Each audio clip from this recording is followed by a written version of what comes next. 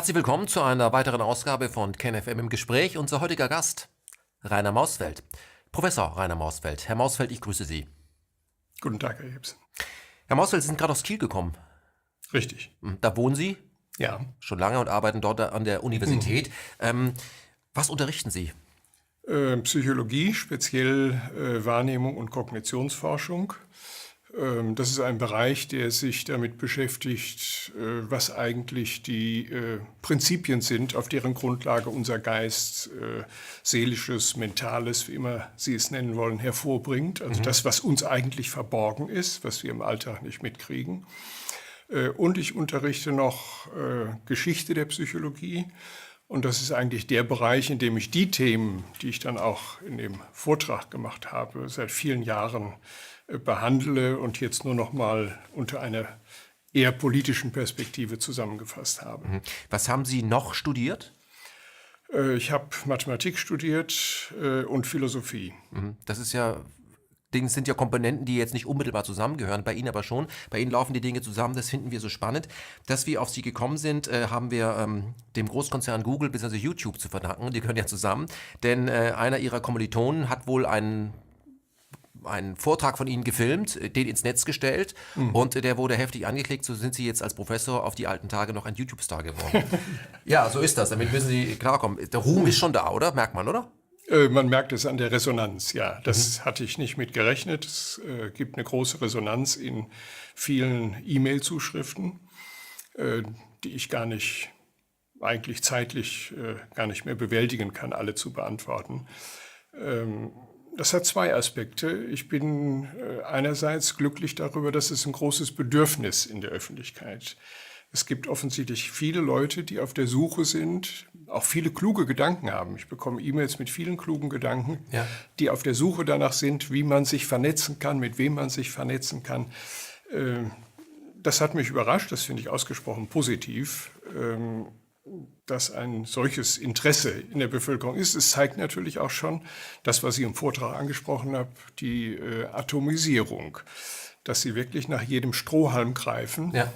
um irgendwie in Kontakt zu kommen.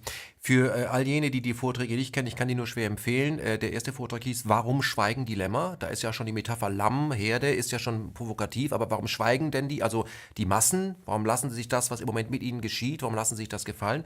Und ein zweiter Vortrag, der in Aachen gefilmt wurde, den wir natürlich auch gesehen haben, da ging es um Demokratie oder Neoliberalismus, Strategien der Erzeugung von Duldung und Lethargie. Wir wollen uns in den nächsten 90 Minuten über den Status quo der Demokratie, wenn es denn eine ist, oder ist es was anderes, unterhalten. Wir wollen uns über den Neoliberalismus unterhalten, über das, was mit uns gemacht wird. Wer tut das eigentlich? Wer sind denn diese Eliten, von denen immer gesprochen wird? Wer sind die anderen? Und warum sind die anderen, obwohl die so viele sind? Die meisten sind so machtlos oder fühlen sich so machtlos und ohnmächtig. Ich möchte gleich mal mit einem Zitat von Ihnen beginnen. Sie haben gesagt, es wird nicht so unterschätzt wie das Projekt des Neoliberalismus. Können Sie das ausführen? Der Neoliberalismus ist ja eigentlich unsichtbar. Wenn ich ihn nicht sehe, kann ich ihn auch gar nicht richtig einschätzen. Wenn Sie eine Umfrage machen würden, also unter den Lämmern, Ja. wenn Sie eine Umfrage unter den Lämmern machen würde, was ist der Neoliberalismus, dann würden möglicherweise viele sagen, keine Ahnung, kenne ich nicht, was soll das sein? Vielleicht würden die Abiturlämmer sagen, es klingt lateinisch, könnte eine Krankheit sein oder so etwas. Aber eigentlich ist der Neoliberalismus unsichtbar. Wenn Sie Vertreter des Neoliberalismus, neoliberale Vertreter, treffen, die würden Ihnen sagen, vermutlich, der Neoliberalismus ist eine Fantasie der Linken. Ja. Den gibt es gar nicht. Das ist eine reine Fantasie der Linken, eine Art Kampfbegriff, mit dem man die Eliten oder der Leistungselite sozusagen auf den Pelz rücken will.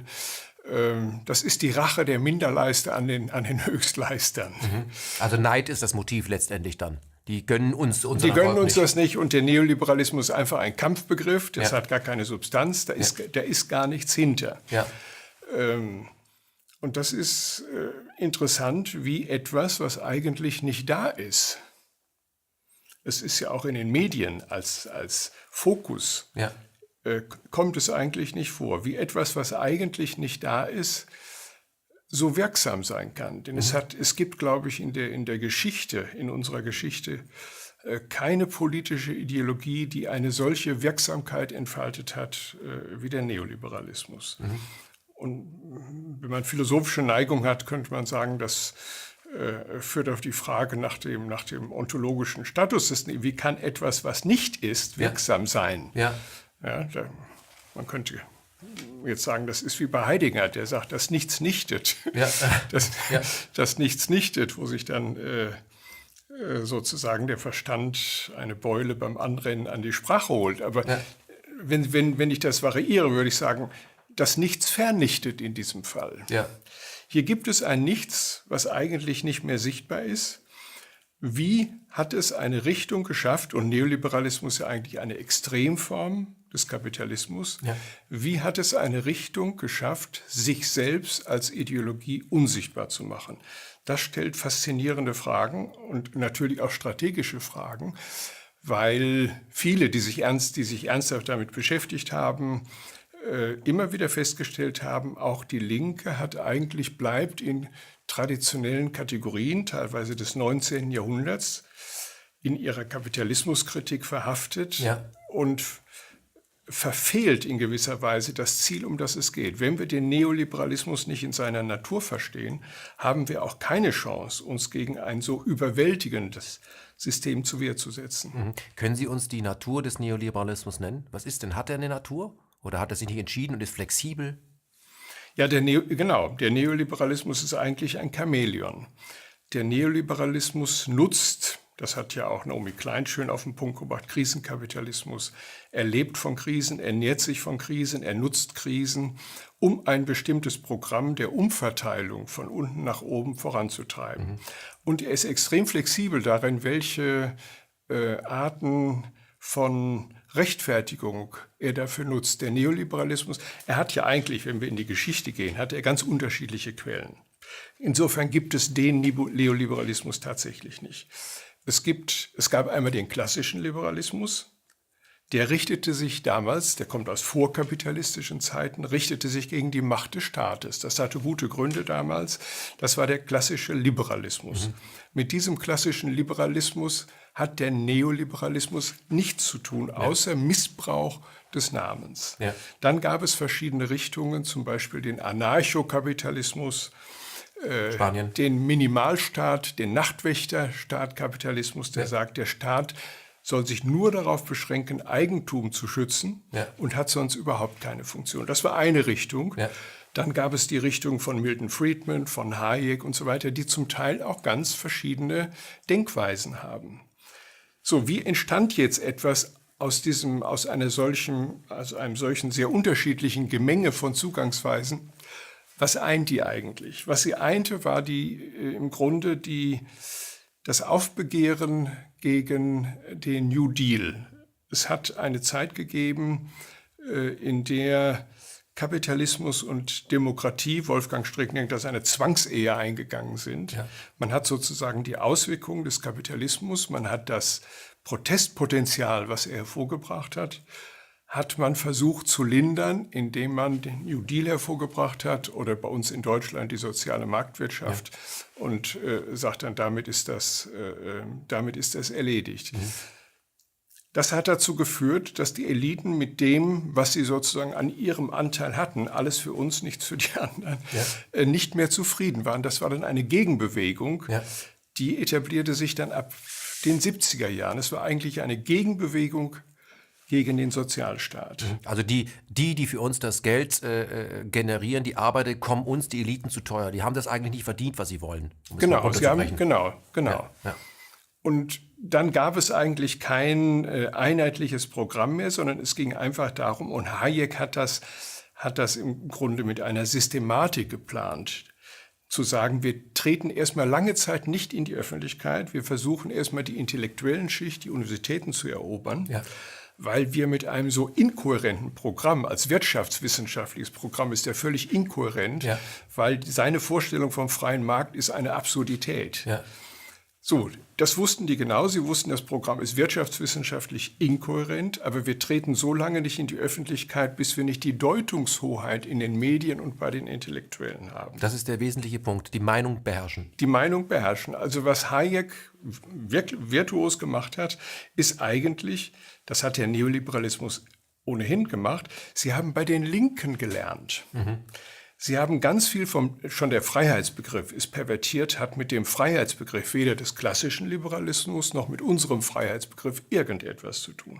Sie haben die Begriffe rausgelöst und neu belegt. Und sie haben aber auch die Strategien der Machteroberung von den Linken gelernt. Ja. Das heißt, eigentlich könnte man ein bisschen überspitzt sagen, das ist ein neoliberaler Bolschewismus.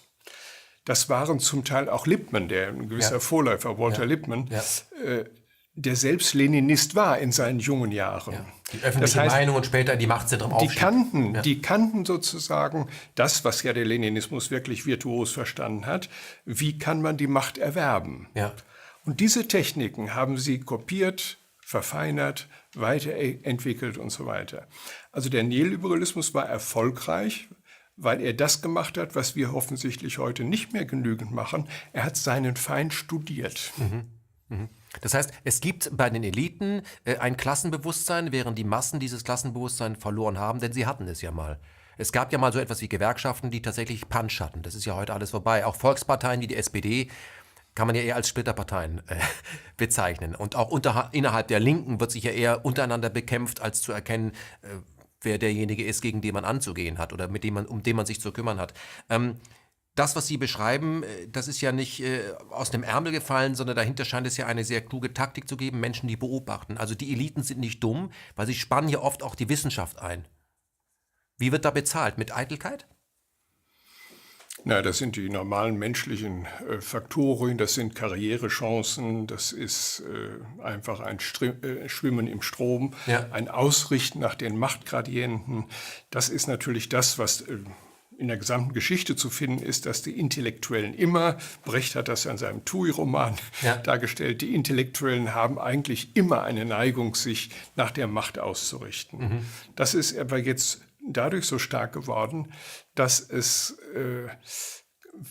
in dem Spektrum, das die Eliten anbieten, eigentlich mittlerweile nur noch eine Monokultur gibt. Früher gab es selbst in dem Spektrum der Eliten noch ein gewisses gedankliches Spektrum, das ist verschwunden. Und das ist die Idee, die der Neoliberalismus natürlich sozusagen realisiert hat. Es darf keine Alternativen zu uns geben, weil der Neoliberalismus einen Trick anwendet. Er sagt, wir sind gar keine Ideologie, wir sind auch keine besondere ökonomische Theorie, wir sind die blanke Rationalität, weil wir einfach nur die Naturgesetzlichkeit des Marktes berücksichtigen. Das heißt, er verwendet eine Metapher aus der Naturwissenschaft. Der Markt hat eine Naturgesetzlichkeit, der können wir uns nur beugen. Wir können uns nicht gegen den Markt wehren, das wäre so absurd wie zu demonstrieren, dass man das Wetter abschafft. Das ist also wieder natürlich, wäre das? Das ist wieder natürlich. Also die Naturrhetorik, naturgesetzliche Rhetorik, die war enorm erfolgreich. Also Survival of the Fittest lebt uns die Natur vor, das übertragen wir auf den Menschen, wobei man sich natürlich die Frage stellt, was ist denn der Mensch? Das ist die grundsätzliche Frage. Ist der Mensch ein reines Verwertungsgerät, was man benutzt, eine Sache? Ja, das ist natürlich sozusagen die tiefste Frage unserer Zivilisationsentwicklung. Wir wollen uns gerne einen Reim draus machen. Wir verstehen den Menschen nicht. Wir sind manchmal entsetzt, manchmal beglückt über das, was er macht. Das ist die Frage der Zivilisations- und eigentlich der gesamten Ideengeschichte. Und es ist zugleich, muss ich sagen, auch die Kernfrage meines Arbeitsfaches der Kognitionsforschung, die fragt, welches Bild vom Menschen können wir denn gewinnen, was wissenschaftlich begründet ist, was theoretisch, experimentell stützbar ist. Aber die Kernfrage ist eigentlich ganz einfach. Der Mensch hat von sich ein bestimmtes Bild. Erstmal, dass er einzig ist in der Natur. Er hält sich für etwas Besonderes. Er hält sich für etwas Besonderes. Aber nicht etwas Besonderes, wie jedes Tier, jede Pflanze in der Natur besonders ist, sondern der Mensch sagt, wir sind von einer einzigartigen Einzigartigkeit, nicht nur einzigartig. Jeder Affe ist einzigartig, jeder Hund ist einzigartig, der Mensch hat aber eine einzigartige Einzigartigkeit. Und dann verweisen wir in diesem Selbstbild verweisen wir natürlich gern auf die positiven Leistungen, Ja, wir können die gleich die hier Menschen. spielen.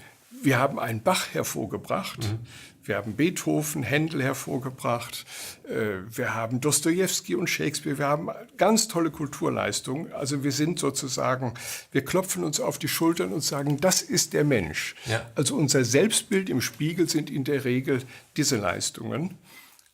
Wir verdrängen aber gern die andere Seite, nämlich die gigantische Blutspur, all die anderen Dinge, die der Mensch in der Geschichte angerichtet hat, die dunkle Seite, und selektieren sozusagen nur die positiven Aspekte als Selbstbild raus. Wenn ich Sie richtig verstehe, Herr Mausfeld, dann ist es ja so, dass der einzelne Mensch sich letztendlich rechtfertigt wie das amerikanische Imperium im Moment. Er ist speziell, er ist besonders, er stellt alle seine Leistung hervor und der Preis zu bezahlen ist, den gibt es nicht. Der Mensch ist ja ein Ein-Mann-Imperium dann, so wie ich Sie richtig verstanden habe. In steht über den Dingen. gewisser Weise kann man das vergleichen. Das ist sozusagen eine Art Chauvinismus, Ja. wie ein Imperium einen Chauvinismus hat und sagt, wir sind der Maßstab aller Dinge. Ja. Wir können nur Gutes tun. Ja. Unser einziges Problem ist vielleicht, dass wir eine übermäßige Gutmütigkeit haben. Ja. So neigen wir natürlich als Menschen auch dazu, nur die positiven Seite zu sehen und nicht zu sehen, dass, wenn man so will, das Wesen des Menschen daran liegt, dass er ein unglaubliches, in der Natur wirklich einzigartiges Spektrum hat, durch seine Erfahrungsplastizität, durch viele andere Dinge, sozusagen durch die Natur seines Geistes, ein in der Natur einzigartiges Spektrum hat, sowohl zum Guten wie auch zum Schlechten. Und damit kommen wir irgendwie nicht zurecht. Die ganze Literatur versucht, dieses Thema aufzuarbeiten. Warum ist der Mensch eigentlich in so extremer Weise zu diesen beiden Polen fähig? Also das findet sich ja eigentlich schon in der antiken Tragödie. Es gibt eine berühmte Stelle in der Antigone, wo der Chor sagt, ungeheuer ist vieles. Ja. Nichts ist ungeheuerlicher als der Mensch. Interessant ist natürlich, wenn man sich mit Psychologie beschäftigt und später auch mit Soziologie, dass der einzelne Mensch sich völlig anders verhält wie der Mensch in der Masse. Das wissen wir ja spätestens seit Le Bon. Der Verstand sinkt mit der Masse der Versammelten. Eigentlich würde man denken, dann steigt, aber es ist eben nicht so. Also Menschen in der Masse sind bereit, Dinge zu tun, wenn ihnen das vorgesagt wird, vorgelebt wird und wenn sie entsprechend trainiert oder gedrillt sind, die sie später gar nicht verstehen können. Anders lässt sich auch eine Gaskammer nicht erklären. Das hätte ja die Einzelperson nie getan, aber wenn alle Menschen so etwas tun, dann ist man bereit, eben Dinge zu machen, die man später gar nicht verstehen kann.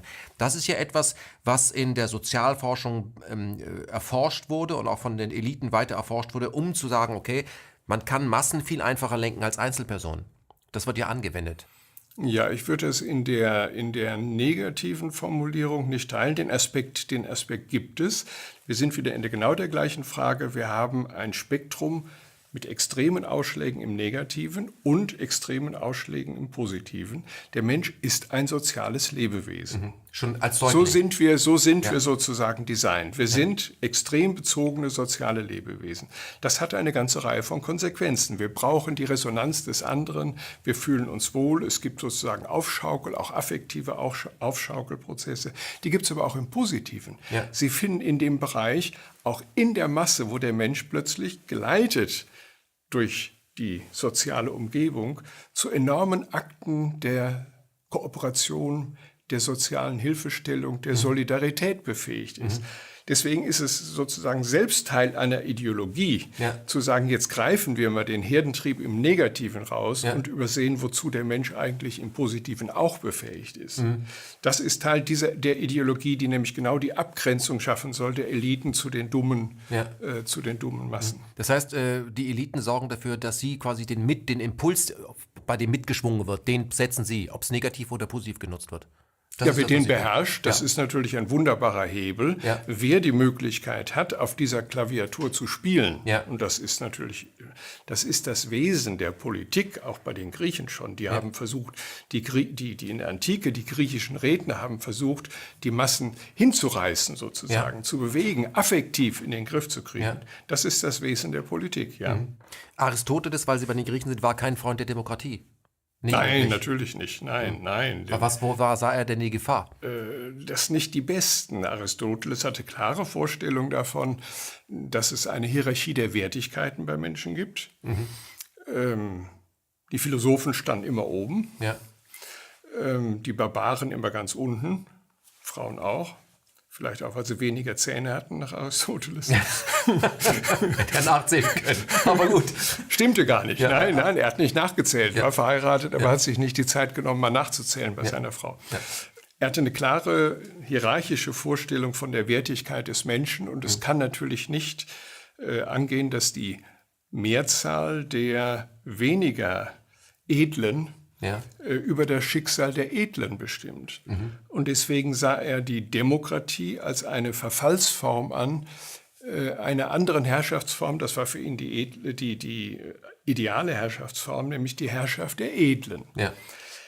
Da ist was dran, man kann es nicht einfach abtun, denn die Vorstellung, die Aristoteles hatte, war mit den Edlen, sagte er, die müssen vollständig interessenlos sein. Seine Vorstellung von edel ist Selbstlosigkeit. Völlige Selbstlosigkeit, völlige Interessenlosigkeit und nicht dem Eigeninteresse zu folgen. Ja. Und dann ist das natürlich als erstmal Gedankenübung, ist es ja nicht so abwegig. Ja. So, aber er sagte dann, Demokratie kann deswegen nicht funktionieren, weil natürlich schon die Eigentumsfrage daran scheitert, weil die Mehrheit der Nichtbesitzenden, der Minderheit der Besitzenden das Eigentum wegnehmen kann. Und das kann ja nicht recht sein, sagt er. So, und dieses Thema wurde immer wieder aufgegriffen, dass das eigentlich das Grundparadoxon der Demokratie ist. Hume hat es auch noch auf den Punkt gebracht. Er sagt, er versteht einfach nicht, das ist ja unsere Frage, vor der wir heute aufstehen, wieso lassen die Massen das, was gegenwärtig geschieht, eigentlich mit sich machen? Denn gerade in einer Demokratie könnten sie doch einfach sagen, nein. Ja, also ich will mal eine Zahl nennen. Wenn aktuell 62 Menschen auf diesem Planeten so vermögend sind wie 3,7 Milliarden, dann wäre es ja ein leichtes für die 3,7 Milliarden, also rein zahlenmäßig sagen, ich glaube, wir müssen hier mal umverteilen. Passiert aber nicht. Wissen es die 3,7 Milliarden nicht oder wie geht das? Haben sie Angst?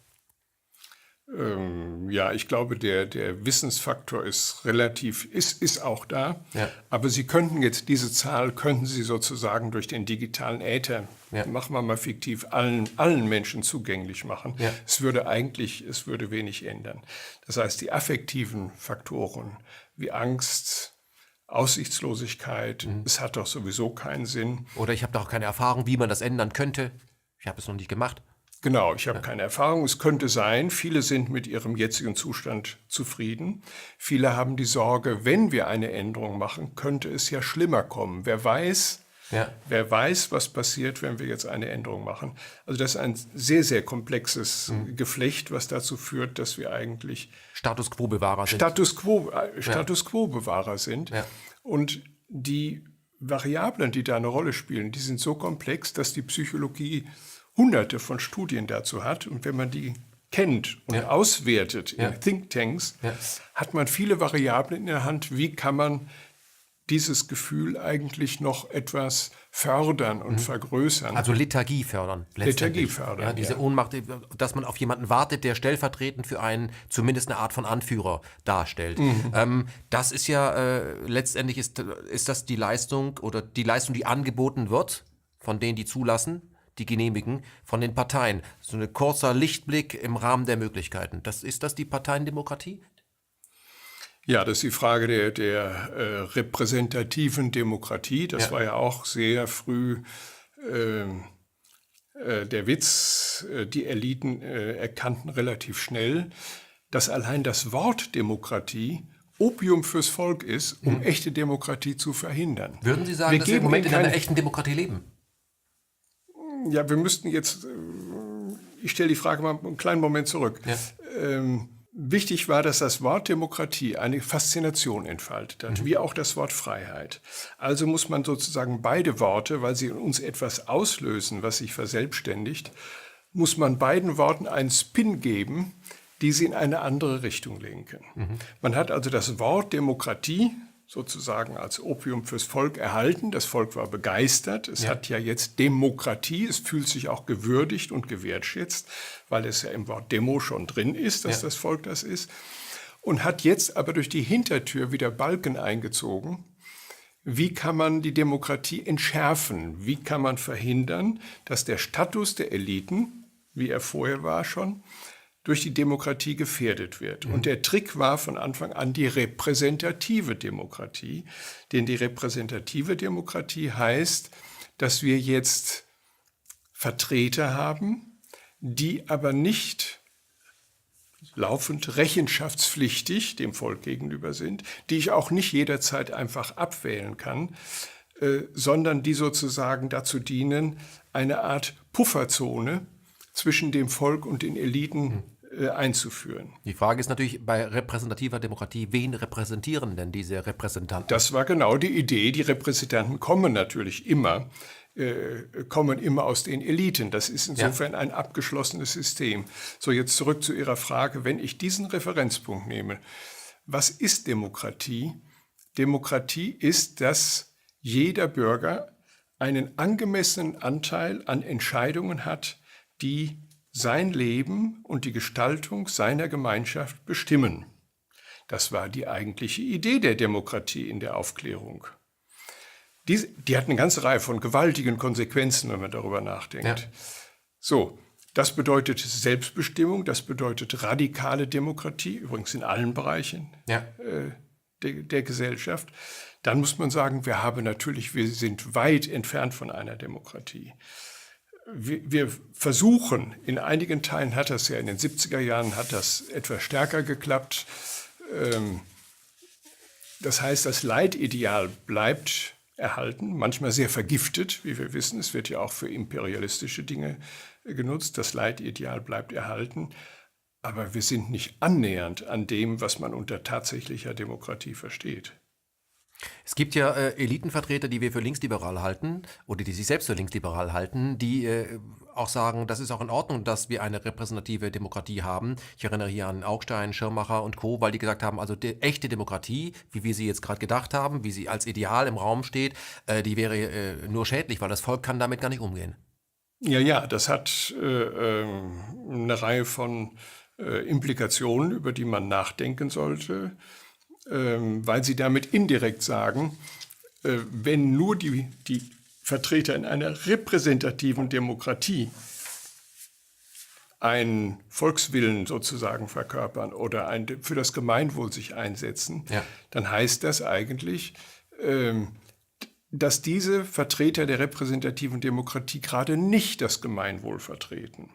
Das heißt insbesondere auch, dass die freien Wahlen, denn das Argument, was da gebracht wird, kann ich genauso auf Wahlen anwenden. Ich könnte sagen, freie Wahlen haben gar keinen Sinn, weil die Leute ohnehin zu blöd sind, das Richtige zu wählen. Mit dem gleichen Argument von Augstein könnte ich auch sagen, die freien Wahlen sind unsinnig. Er sagt indirekt, die freien Wahlen sind unwirksam. Die sind unwirksam, weil wir durch die repräsentative Demokratie das geeignet abgepuffert haben. Es sind die Eliten, die das Volkswohl am besten vertreten. Und ist das eine Meinung oder ist das nur eine Feststellung? Also ich zitiere mal, was er gesagt hat. Und ich dachte erst, als ich Augstein hörte, der alte Augstein, da merkte ich, der junge Augstein, also Jakob Augstein, schützt die Demokratie vor dem Volk und das Volk vor sich selbst. Denn beim Volk ist Demokratie nicht gut aufgehoben. Genau, das heißt eigentlich, er sagt, bei den Eliten ist die Demokratie gut aufgehoben. Und ich denke, da reicht ein kleiner Blick in die Fakten. Das ist richtig. Erosion des Rechtsstaates, alles, was wir in den letzten Jahren hatten, ist durch die Eliten gemacht worden. Die Erosion des Rechtsstaates, die Zertrümmerung des Sozialstaates, die Verrechtlichung von Unrecht, letztes Beispiel ist TTIP. Ja, da wird Recht zu Unrecht, Unrecht zu Recht, genau, das wird gedreht einfach. Ja. Das sind all die Dinge, die die Eliten zu verantworten haben. Und da finde ich den Satz, dass das Wohl des Volkes bei den Eliten besser aufgehoben ist, einigermaßen zynisch. Die Eliten sind ja heute die Finanzeliten. Also heißt das, wenn man es zu Ende denkt, dass das Wohl der Völker, muss man sagen, oder der Spezies bei der Wall Street und der City of London ganz gut aufgehoben ist? Das heißt der Satz natürlich, weil das die Elite ist ja auch ein schwieriger Begriff. Es gibt ja jede Menge von unterschiedlichen Eliten in einer Gesellschaft, Funktionseliten, so und so Eliten und so weiter. Und es gab Zeiten, in denen die Kämpfe unter den Eliten sehr viel größer waren. Wir haben also auch heute eine Homogenisierung der Eliten, sodass wir sehr viel mehr an Lebendigkeit auch, die man auch sozusagen aus Perspektive von unten gesehen nutzen konnte, wo man eingreifen konnte und wo die Eliten unterschiedlich Interesse hatten, die sich dann übrigens auch in den Medien niedergeschlagen hat. Die Medien hatten ein größeres Spektrum, nicht weil sie das Volk vertreten haben, sondern weil sie unterschiedliche Aspekte, unterschiedliche Teile der Elite vertreten. Man hätte also hier umgedreht auch gegeneinander ausspielen können, um seine eigenen Interessen zu verbessern. Das fällt auch flach, aber ich möchte noch mal zu den Eliten, zu den Meinungsmachern der Eliten kommen, weil nicht nur Augstein sagt das, man könnte sagen, ja, einer kann ja mal durchdrehen. Auch Frank Schirmacher hat gesagt, Demokratie ist Ramsch. Also wer das Volk fragt, wird zur Bedrohung Europas. Ja, das war eher kritisch. Augstein hat es ja affirmativ gesagt. Ja. Schirmacher hat es im Kontext der Griechenland-Krise, ich mag das Wort, es sind alles nur noch Krisen, es sind ja alles selbstgemachte Dinge. Ja. Hat es in dem Kontext genannt. Und das war kritisch gemeint, zu sagen, wir machen Demokratie so lange, das ist ähnlich wie internationales Recht. USA sagen, internationales Recht gilt so lange, wie es für uns von Nutzen ist. Wenn es nicht von Nutzen ist, ist es eben auch nicht mehr gültig. So machen wir das mit Demokratie. Wenn die Griechen anders wählen, ist es Ramsch. Ja. Wenn man die Bevölkerungen, die Völker, die 99%, wenn man die so hinters Licht führen möchte, also auf Abstand, weil sonst könnte sich ein Volkszorn global entfalten, dann geht es ja eben nur mit zweierlei Methoden. Entweder man unterdrückt massiv durch Gewalt, Polizeistaat, Kriege, so etwas, oder aber durch Meinungsmanagement. Und Soziologe Laswell, den Sie auch in Ihren Vorträgen zitieren, sagt, der Meinungsmanagement ist billiger als Gewalt, billiger als Bestechung oder irgendeine andere Kontrolltechnik. Das heißt, Meinungsmanagement ist Kontrolltechnik. Meinungsmanagement ist Kontrolltechnik. Das war ja auch traditionell immer die Funktion des Staates.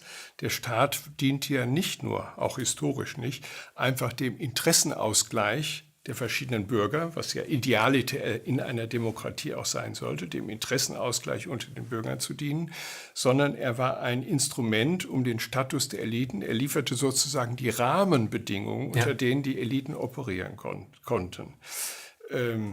Und die Frage ist jetzt, wie kann man, und dabei war ein Ziel des Staates natürlich immer als Disziplinierungsinstrument. Es ging immer darum, die Bürger zu disziplinieren. Und jetzt gibt es in der Geschichte verschiedene Arten, wie man Disziplinierungsinstrumente machen kann. Es gibt die brutale Art mit Panzern. Und es gibt, und das ist die ganze Entwicklung der letzten, sagen wir mal 120 Jahre in Demokratien, die Sozialtechnologien, mit denen man das auf eine viel bessere Weise so erreichen kann, dass diese Techniken, wenn man so will, unser geistiges Immunsystem unterlaufen. Wir kriegen sie gar nicht mit. Ja. Und dieser Prozess hat sehr früh begonnen. Sie hatten vorhin angesprochen, mit Gewerkschaftszerstörung. Das ging ja schon in den 20er, 30er Jahren los. Edward Bernays zum Beispiel ist ja ein ganz wichtiger Mann. Ja. Genau, wo man gesagt hat, wir müssen die Klassenidentität der Arbeitnehmer müssen wir aufbrechen, denn das stört. Wenn Sie eine Klassenidentität haben, können Sie Ihren Willen vereinigen und können eine gesellschaftliche Kraft darstellen. Haben Sie die kleine Elite und haben Sie die großen Klassen. Genau. Ja. Und wir müssen jetzt versuchen, eine Art Fehlidentität aufzubauen. Wir müssen in den Firmen dafür sorgen, dass der Arbeiter sich mit der Firma identifiziert. Wir gründen, das wurde bewusst gemacht, wir gründen Firmen, Fußballvereine. Bayer Leverkusen. Genau. Ja. Dann identifizieren sich nämlich die Arbeitnehmer mit der Firma, mit dem Fußballverein. Wir machen Weihnachtsfeste mit der Familie, wir machen Kindergärten und so weiter. Dieses Programm ist wunderbar dokumentiert von Historikern. Ja. Das ist erschreckend, mit welcher Systematik, das war kein Zufallsprogramm, mit welcher Systematik man Fehlidentitäten erzeugt hat, die im Grunde das soziale Potenzial der Arbeiter zerstört haben. Also man hat heute einen Warenkorb mit Marken, mit denen man sich identifizieren kann. Das heißt, ich kann mich über mein Fahrzeug, mein Mobiltelefon und den Fußballclub identifizieren und da sehe ich meine Klasse und die gemeinsame Klasse mit allen anderen, die sehe ich eben nicht. Das heißt, das ist das, was Sie unter Fehlidentitäten verstehen, dass ich mich eher mit Apple identifiziere und mit dem Aktienkurs von Apple und ob das neue iPhone gut ankommt, als dass ich Arbeiter bin und schlecht bezahlt bin. Ein wichtiger Aspekt des Neoliberalismus, der auch von vielen nicht verstanden wird, die den Neoliberalismus nur als eine ökonomische Richtung sehen, dass alles ökonomisiert wird. Ja. Der Neoliberalismus geht sehr viel tiefer und Maggie Thatcher hat das auf den Punkt gebracht.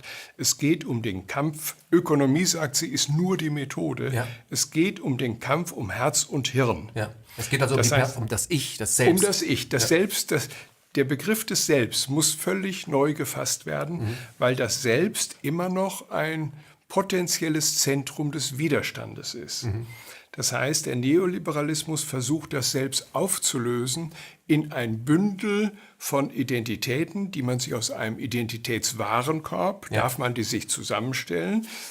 Meine Identität ist meine Facebook-Seite, meine Identität ist, welche Apps ich auf dem Rechner habe, meine Identität ist, wo ich shoppe, was ich shoppe und so weiter. Was ich lese und so weiter. Identitätsfreiheitsverlust nach dem Konzept des Neoliberalismus ist, wenn ich von den Mechanismen der Identitätsproduktion abgetrennt ist, wenn ich nicht mehr das shoppen kann. Das ist der pervertierte Freiheitsbegriff des Neoliberalismus. Freiheit heißt, ich bin von der Freiheit aus dem Konsumwarenkorb, Identitätswarenkorb zu wählen, abgeschottet. So, das heißt, die Schwierigkeit ist zu verstehen, wie konstituiert eigentlich der Neoliberalismus das Selbst? Der Kampf, um den es geht, ist, der Neoliberalismus sagt, der ist ganz fundamental. Die haben das verstanden. Die haben verstanden, worum es geht. Es geht nicht einfach um Wirtschaft. Die haben einen riesigen Vorsprung. Wir müssen ganz an der Wurzel anfangen. An der Wurzel steht das Selbst. Wenn wir das Selbst zerlegt haben in ein Bündel von Kompetenzen, das ist ein Begriff, über den heute keiner mehr nachdenkt, was der für einen ideologischen Gehalt hat. Das ist der Kernbegriff in der Universität, in der Bologna-Universität, in der Schule. Wir zerlegen das Selbst in ein Bündel von Kompetenzen. Und die Frage ist, wie können wir die Selbstverwertbarkeit, jedes Individuum muss sich fragen, wie es seine Selbstverwertbarkeit auf dem Markt, jetzt kommt wieder diese metaphysische Identität eines Marktes, wie es seine Selbstverwertbarkeit als Kompetenzbündel optimieren kann. Das Selbst wurde also schon atomisiert, wurde zerlegt. Es wurde eigentlich herausgelöst. Denn normalerweise bedeutet Identität, ich bin in einen natürlichen, sozialen, historischen Kontext, in eine Geschichte, in ein soziales Umfeld eingewoben, was eigentlich meine Identität mitbestimmt. Wenn ich das Individuum da rausnehme. Ja, also entwurzelt quasi, kann ich es rumschieben. Wenn ich es entwurzelt, dann kann ich es rumschieben. Das hat natürlich wieder Folgekosten, weil das nicht der Natur des Menschen entspricht. Wir brauchen die soziale Verwurzelung. Ja. Was entwickelt das Individuum als ein Antidot, als ein Gegenmittel gegen dieses? Es braucht jetzt Mechanismen, eine Identität zu finden. Rassismus ist ein wunderbares Angebot, wieder eine Identität zu finden. Das heißt, wir kriegen jetzt eine ganze Reihe von Gegenbewegungen. Wir können jetzt neu bespielen, richtig? Wir können es sozusagen neu bespielen, aber es gibt auch eine sozusagen in uns angelegte Tendenz. Wir brauchen eine Bezugsgruppe, wir brauchen eine Verwurzelung, wo wir affektiv verwurzelt sind. Und die geht sozusagen im pathologischen Sinne dann, in einem perversen Sinne, richtet sie sich dann gegen den anderen, um die Identität dadurch zu bekommen, dass wir ist eben das, was gegen den anderen ist. Sie reden von Rassismus, aber man kann ja auch schon mal anfangen, das kann man ja noch, da ist es vielleicht noch offensichtlich, weil er hat eine dunklere Hautfarbe als ich oder ich hat eine hellere Hautfarbe, es geht ja in beide Richtungen.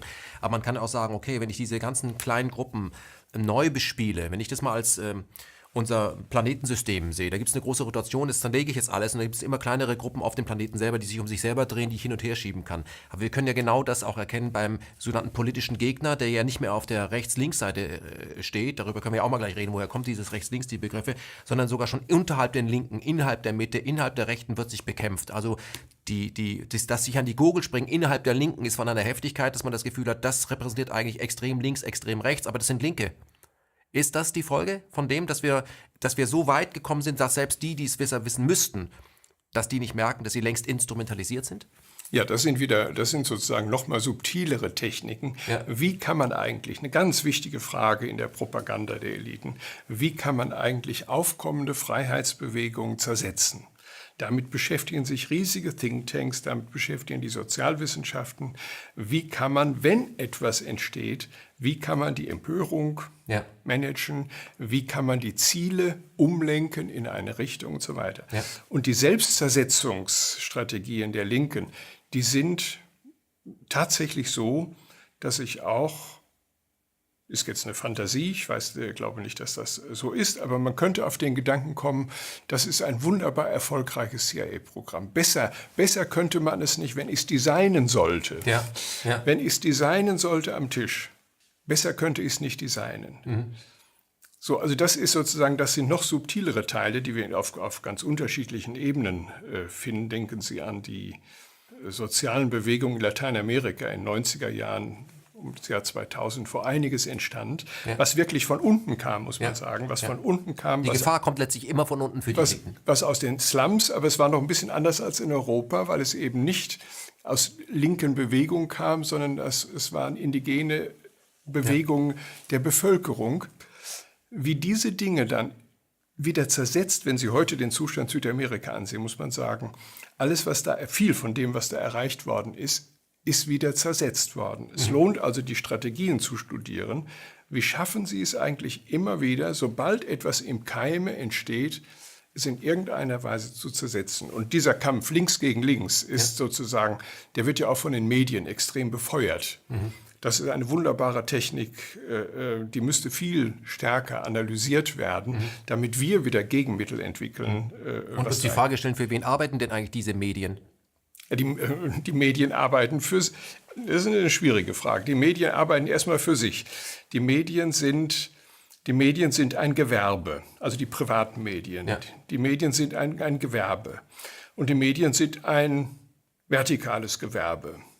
Das heißt, sie sind extrem hierarchisch, autoritär organisiert. Sie müssen Rendite machen. Das heißt, die Medien verkaufen Zerstreuung, Unterhaltung, Werbung und war noch was? Nachrichten. Ja. Da war noch was. Genau.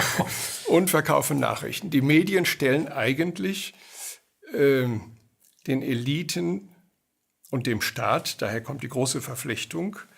Das ist nämlich die Vorstellung, die der Neoliberalismus vom Staat hat, ist auch eine ganz besondere. Die Medien liefern den Rahmen für die Operationsweise der Eliten. Deswegen brauchen die Eliten die Medien. Sie liefern dem Staat auch eine Möglichkeit, den einerseits sozusagen einen Operationsrahmen für die Wirtschaft zu schaffen und auch wieder die Bevölkerung zu disziplinieren und zu kanalisieren. Das heißt, die Medien haben nicht, das ist mir eine absurde Vorstellung, die gelegentlich rumgeistert, die Medien haben nicht die Funktion, die Wahrheit zu sagen. Das Wort Lügenpresse ist ein gefährliches Wort, weil es uns schon wieder die Aufmerksamkeit in eine Richtung zieht, wo sie ziemlich schnell verdampft. Ja. Sie kämen nie auf die Idee, zum Beispiel bei der Werbung zu sagen, das ist ja Lügenwerbung. Ja. Oder die Pharmaindustrie dient ja gar nicht der Gesundheit der Bevölkerung. Nein, muss sie auch nicht. Die Pharmaindustrie muss Rendite machen. Sie kämen nie auf die Idee zu sagen, das ist ja ein Lügenbanker oder ein Lügenbischof. Wer nicht lügt, hat den Beruf verfehlt. Der hat die qualifizierenden Merkmale, die man braucht in solchen politischen Positionen. Jeder Politiker muss, das ist in der Politologie bekannt, gibt es ganze Bücher darüber, warum wird in der Politik gelogen. Ein Politiker muss lügen. Also die Vorstellung ist so ein bisschen wie in der Familie sozusagen. Man ist enttäuscht, wenn der Vater lügt. Die Regierung sagt, muss nicht, es ist ein eigenartiges Kriterium, dass Regierungen die Wahrheit sagen müssen. Die Haltung, die wir als Bürger haben müssen, ist zu sagen, wir müssen jede Sache, die von der Regierung kommt, jeder Bericht, der aus einem Untersuchungsausschuss kommt, ist doch nicht die Wahrheit. Das ist ein Mittel, als Regierung die Macht zu stabilisieren. Und dann müssen wir schauen und es konfrontieren mit den Fakten, was ist dran, was ist nicht dran. Lassen Sie uns zu den Gehilfen der Eliten kommen. Menschen, die als Opinion Leader, nenne ich die jetzt mal, sind ja alles auch amerikanische oder englischsprachige Begriffe genutzt werden, um zu disziplinieren und zumindest eine Art von Verwirrung zu stiften, dass diejenigen, die gerade angefangen haben, sich Gedanken zu machen und loszulaufen, erstmal wieder sich zurücklehnen und sagen, warten wir mal ab. Also wenn zum Beispiel sich Demonstrationen spontan zusammenfinden, die nicht organisiert sind, von wem auch immer, und sie sagen, sie sind gegen einen Krieg in der Ukraine, dann sieht man dort, wie das in Südamerika der Fall war, aber eben auch in Deutschland in den letzten 2 Jahren, Menschen aller Couleur. Also die Demokratie wird dort, die Bevölkerung wird dort repräsentiert, sollte man sich erstmal darüber freuen, dass da alle kommen und nicht nur die üblichen Verdächtigen, die schon wissen, sondern alle kommen. Und dann kommt sofort der Begriff Querfront und dann kommt sofort Anti-Amerikaner. Wie geht man damit um? Ist das Zufall oder? Ja, das ist jetzt das ist sozusagen ein ganzer Propagandasack, den man in Ruhe aufmachen müsste und eigentlich erstmal gucken, was steckt bei diesen Dingen dahinter. Querfront ist natürlich ein vollständiger Propagandabegriff, der so verseucht ist. Nehmen Sie nur ein Beispiel, keiner käme auf die Idee, wenn in der Ukraine Faschisten für Demokratie kämpfen, käme keiner auf die Idee, Querfront zu rufen, erst recht nicht die Heinrich-Böll-Stiftung. Ja. Das sind Begriffe, die angelegt sind schon. Das sind strategische Begriffe, die angelegt sind, um solche sozusagen Zersetzung der Linken zu erzeugen. Was nicht heißt, dass es nicht ernsthafte Probleme geben kann, denen wir uns stellen müssen, nämlich der Missbrauch. Und der Neoliberalismus ist ja derjenige, der das systematisch betrieben hat, der Orwellsche Missbrauch von Begriffen für strategische Konzepte des Machterhalts. Denken Sie an die Geschichte des Faschismus. Der Faschismus war ja nicht, wie er vorgegeben hat, aus dem Interesse für die kleinen Leute bewegt, sondern der Faschismus war durch das Großkapital gesteuert. Er gab aber vor, wir vertreten die Interessen der kleinen Leute. Man darf jetzt also nicht sagen, wenn es gegen Sozialabbau geht, dann verbünden wir uns mit den Faschisten, weil die ja auch gesagt haben, wir kämpfen für die kleinen Leute, sondern wir müssen bei jedem Begriff hinsehen, ist das eigentlich ein vergifteter Begriff, der von denen gar nicht ernst gemeint wird, sondern wie die Neoliberalen mit dem Freiheitsbegriff. Ja. Ich gehe nicht auf eine Demo, wenn ich für Freiheit demonstriere mit Neoliberalen, weil ich sage, mag sein, dass wir dasselbe Wort verwenden, aber wir müssen fragen, was meinen wir eigentlich mit dem Wort? Und da meinen wir was ganz Unterschiedliches.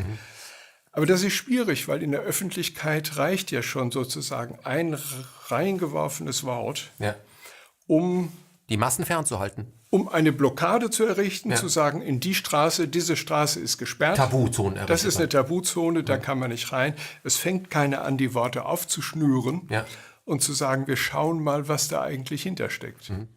Anti-Amerikanismus, sagen Sie, ist auch ein Propagandabegriff. Anti-Amerikanismus ist natürlich ein Propagandabegriff, was eigentlich völlig unstreitig ist, wenn Sie wieder in die Geschichte gehen. Jeder Historiker sagt, wenn er eine Analyse einer Situation macht, was waren zu jeder Zeit beim Römischen Reich oder denken Sie an die Zeit des Kolonialismus, das spanische Kolonialreich, was waren jeweils die größten Machtfaktoren der jeweiligen Zeit und wir studieren dann die Hauptmachtfaktoren und kümmern uns, wenn wir das Römische Reich besser verstanden haben, darum, welche Rolle spielten eigentlich die Langobarden und die Goten und die Alemannen dabei. So, also das ist ein Standardvorgehen eigentlich in der Geschichtswissenschaft. Klassische wissenschaftliche Analyse. Ist absurd zu sagen, wir schauen mal auf die Sachen, die kein großer Kausalfaktor sind. So, das heißt, wir identifizieren den Hauptkausalfaktor und fragen dann, welche Rolle spielt das? Jetzt kommt da noch bei dem Thema Anti-Amerikanismus etwas ganz anderes rein, nämlich die Art der Kategorie, die ich bilde. Was heißt denn Anti-Amerikanismus? Ist man gegen die Amerikaner? Abgesehen davon, dass die eigentlichen Amerikaner, die es da mal gegeben hat, die 80 Millionen alle ausgerottet sind.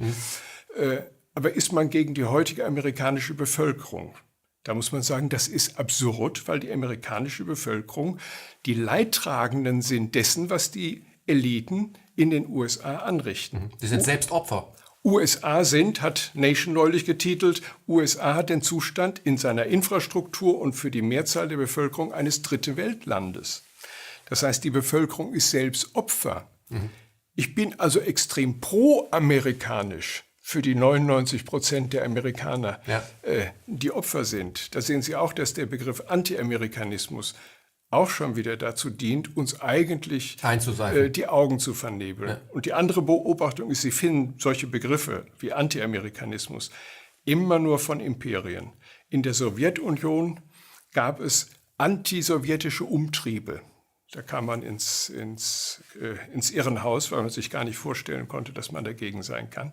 Das war antisowjetisch. In den USA gab es zur McCarthy-Zeit intern antiamerikanische Umtriebe.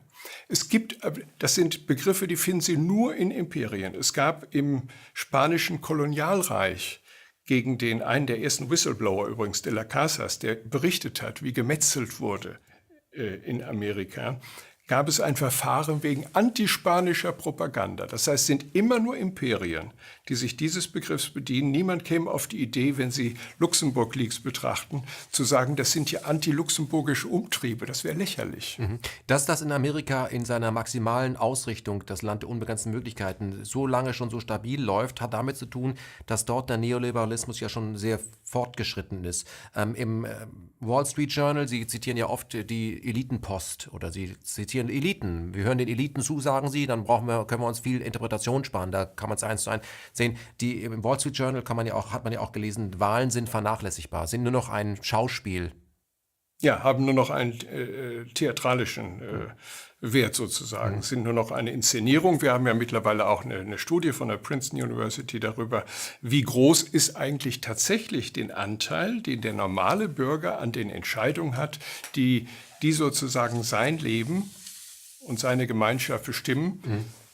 Was die rausgefunden haben, der Faktor ist vernachlässigbar. Geringst.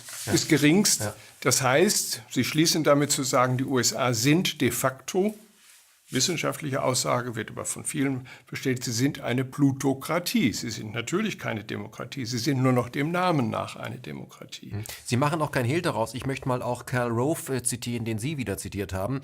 Der schreibt, der hat, glaube ich, das Bush-Buch auch geschrieben, an der Biografie mitgestrickt. Der schreibt, wir sind jetzt ein Imperium und wenn wir handeln, schaffen wir unsere eigene Realität. Und während Sie noch so umsichtig sein mögen, wie Sie wollen, die Realität studieren, werden wir wieder handeln und andere neue Realitäten schaffen, die Sie ebenfalls studieren können. Nur so werden sich die Dinge regeln. Also nach dem Motto, wir hetzen immer hinterher und da werden immer neue Dinge produziert. Das heißt, die Vereinigten Staaten, in diesem Fall das Imperium, jedes Imperium setzt sich über die Gesetze hinweg, die eben nur für andere gelten. Warum werden diese Vereinigten Staaten von Deutschland oder von den deutschen Volksvertretern so angehimmelt? Also Stichwort Obama kommt nach Hannover und hat das Gefühl, Angela Merkel möchte ihn heiraten. Also was ist da los, wenn die sich über alles hinwegsetzen? Ich sage mal Guantanamo zum Beispiel, Drohnenkriege. Das kann man ja nicht alles, das ist ja bekannt. Das hat ja nichts mit Völkerrecht zu tun. Wie geht das? Ja, Sie gehen jetzt sozusagen von moralischen Kategorien aus. Ist das ein Fehler? Das ist ein Fehler. Das ist aus Sicht der Realpolitik, wie die Reagan-Botschafterin Kirkpatrick das gesagt hat, das ist ein Brief an den Nikolaus. Das ist was für die kleinen Leute, die kommen mit solchen moralischen Kategorien. Ein amerikanischer Vordenker, politischer Vordenker hat gesagt, ein Gulliver lässt sich nicht von Lilliputanern fesseln. Alle internationalen Vereinbarungen sind der Versuch, den großen Gulliver durch Lilliputaner fesseln zu lassen. So etwas machen wir nicht. Wir nutzen internationale Vereinbarungen. TTIP ist ein wunderbares Beispiel dafür. Es geht nicht um Freihandel beim TTIP. Natürlich geht es nicht um Freihandel. Es geht darum, Wirtschaftsinteressen der USA durchzusetzen. Wir nutzen internationale Vereinbarungen, wenn sie uns nützen. Und wenn sie uns nicht nützen, lassen wir es. Die Frage, warum in der Realpolitik, kann man jetzt sagen, warum machen wir das dann trotzdem mit? Deutschland hat ja möglicherweise auch andere Interessen. Das sehen wir in der Ukraine-Geschichte, dass wir ganz andere auch Wirtschaftsinteresse haben. Der deutsche Mittelstand hätte viel eher Interesse an einer Deeskalation mit Russland. Übrigens kam da noch ein interessanter Nebenaspekt, dass die Medien noch eine ganz andere Funktion haben. Das war in der Ukraine-Krise ganz besonders deutlich, wo die Regierung eigentlich einen viel moderateren Kurs fahren wollte als die Medien. Die Medien waren viel aggressiver. Ja. Das heißt, die deutschen Medien haben mittlerweile auch die Funktion, die Regierung in US-Bahnen zu halten, also die Regierung selbst zu kontrollieren. Das heißt, die deutsche Presse vertritt eigentlich eher die amerikanischen Interessen und setzt die deutsche Restregierung unter Druck. Und setzt die deutsche Regierung unter Druck. Und da ist die interessante Frage, wie kann es zu so etwas kommen oder was ist die Haltung dahinter? Es war jetzt gerade im Spiegel war eine sehr bezeichnende Überschrift. Europäische Politiker fürchten den Zorn der USA. Das war durch das TTIP-Leak. Das ist ja eine interessante Also einmal ist interessant, dass auch der Spiegel manchmal die Wahrheit schreibt. Aber interessant ist, stellen Sie sich eine ähnliche Überschrift in den USA vor. Amerikanische Politiker fürchten den Zorn der Deutschen. Die ist undenkbar. Da ist also eine Asymmetrie. Ja.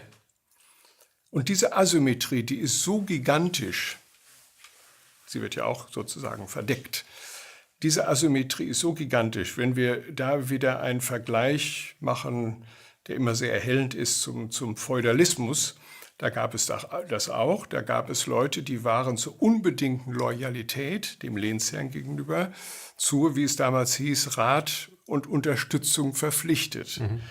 Wie nannte man die im Feudalismus? Die nannte man im Feudalismus Vasallen. Ja. So, da ist eine Haltung, die sich ja auch sozusagen psychisch, mental einbrennt. Es ist eine Art staatliches Stockholm-Syndrom. Dass das Opfer sich mit dem Täter identifiziert. Ja, müsste ich jetzt, ist eine nette Analogie, müsste man gucken, ob sie trägt, aber es ist erstmal eine Identifikation, in dem Sinne haben Sie vielleicht recht, es ist eine Identifikation mit dem Übermächtigen. Es ist ja nicht nur Identifikation mit dem Mächtigen, es ist eine Identifikation mit dem Übermächtigen. Also wie ein Hund und sein Herrchen. Der gibt mir mein Futter, den himmel ich an, aber der schützt mich auch gegenüber anderen Hunden, die da möglicherweise des Weges kommen. Und deswegen sage ich dann eben auch, also das hat er in der Biografie von Malcolm X wird es ja geschrieben, dass er einfach sagt, dass der Schwarze, der im Haus wohnt und den Weißen beschützt, sagt, unser Haus. Gegenüber dem Schwarzen, der eben außerhalb des Hauses wohnen muss auf den Plantagen. Oh, geh weg von unserem Haus. Wieso unser Haus? Du bist hier, du bist ein bisschen austauschbar. Das, was wir im Moment erleben, auch in Europa, ist ja ein kalter Putsch der Finanzeliten. Trotzdem, wenn ich das zum Beispiel in meinen Kreisen äußere, dann wird noch genickt, weil man weiß schon, dass ich immer so schwierige Themen bringe. Trotzdem wendet man sich sofort dem Sportteil zu.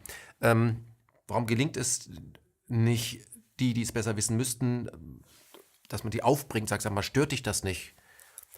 Das ist ja für das menschliche Selbstwertgefühl höchst erniedrigend, Sklave zu sein. Es gibt ja diesen Satz, den ich auch in einem Ihrer Vorträge gesehen habe, dass der Sklave gar nicht frei sein möchte, sondern selbst Sklavenhalter. Das hätte ja dann schon Konsequenzen, wenn es tatsächlich so wäre. Sklavenaufseher. Sklavenaufseher, genau. Ist das eine Provokation Ihrerseits oder sagen Sie, nee, so ist das?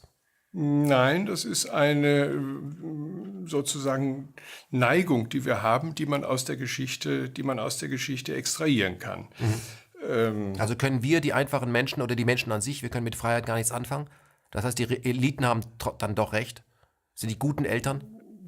Vielleicht will ich auch da noch was vorschieben, bevor ich da drauf zurückkomme. Ein Punkt, weil wir gerade über Feudalismus sprachen. Im Feudalismus wussten Sie, wer der Gegner war. Das war ein konkreter Gegner, den Sie gesehen haben. Der Sonnenkönig. Genau. Ja. Jetzt entsteht mit dem Übergang zum Kapitalismus sozusagen die Macht wird immer subjektloser. Der Markt wird jetzt die Macht.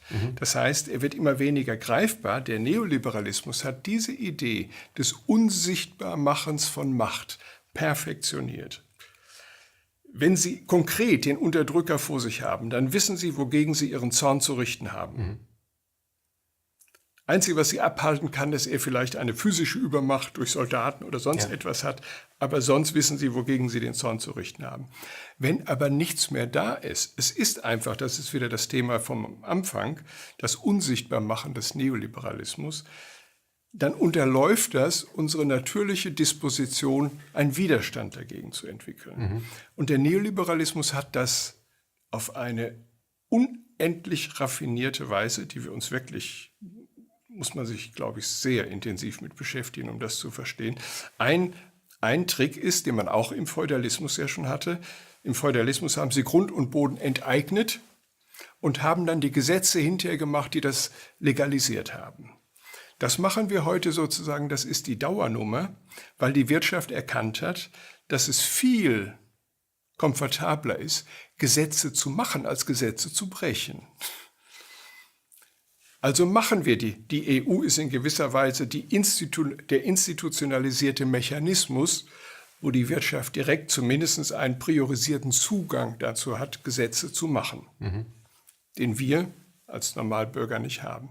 Das heißt, die organisierte Kriminalität der besitzenden Klasse, die ist verrechtlicht worden mittlerweile. Wir haben, also wir heißt unsere Regierung, haben diese organisierte Kriminalität verrechtlicht, in einen Rechtsrahmen gepackt, der für uns nicht mehr sichtbar ist. Man kann jetzt auf den Rechtsrahmen verweisen.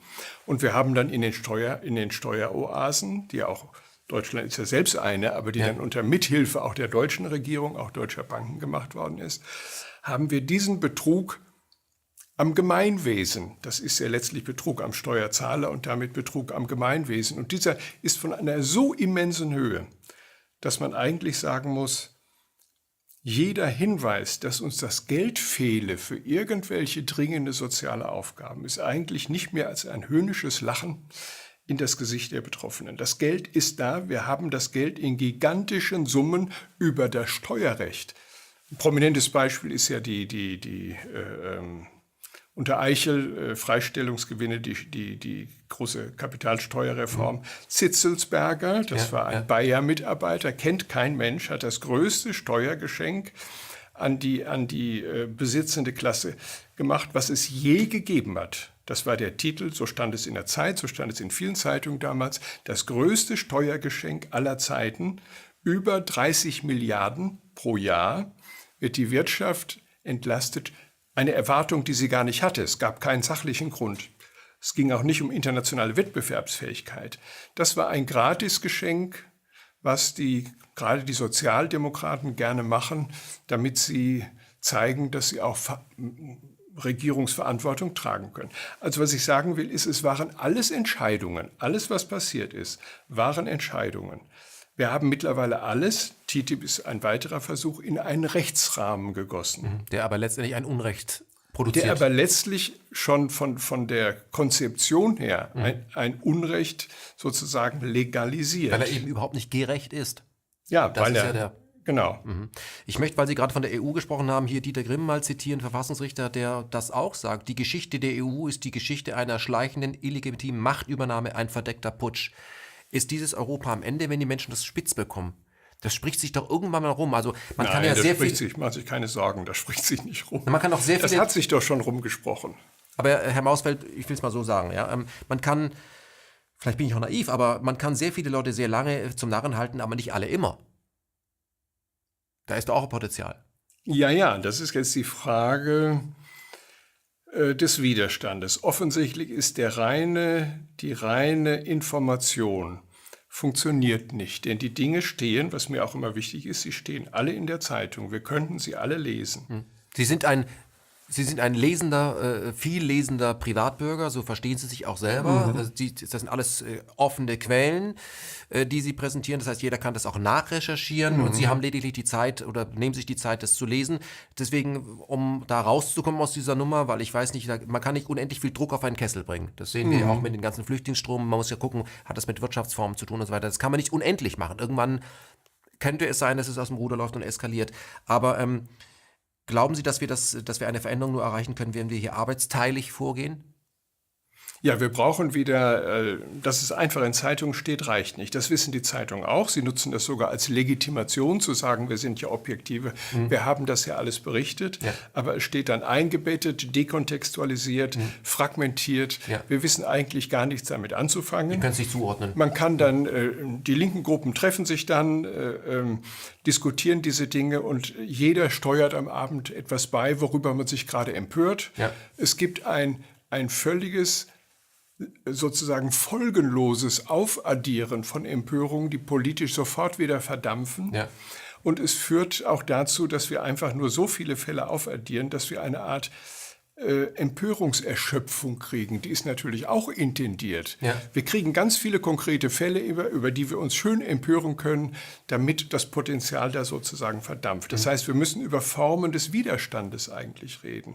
Und das führt zurück zu Ihrer Frage, die ich vorhin aufgeschoben hatte. Ist der Mensch zur Freiheit eigentlich nicht befähigt?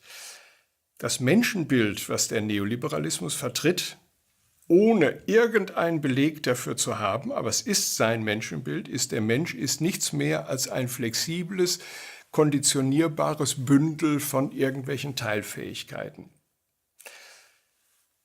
Das findet sich in analoger Weise übrigens auch in einer einflussreichen Richtung in der Psychologie, im Behaviorismus, der sagt, der Mensch ist eigentlich nur beliebig konditionierbar, er ist nur ein erfahrungsplastisches Wesen und man kann ihn, wenn man ihn konditioniert, es gibt einen berühmten Satz eines alten Behavioristen, ich kann aus jedem Baby einen Historiker machen, einen Wissenschaftler, einen Verbrecher, einen Politiker, was immer man will.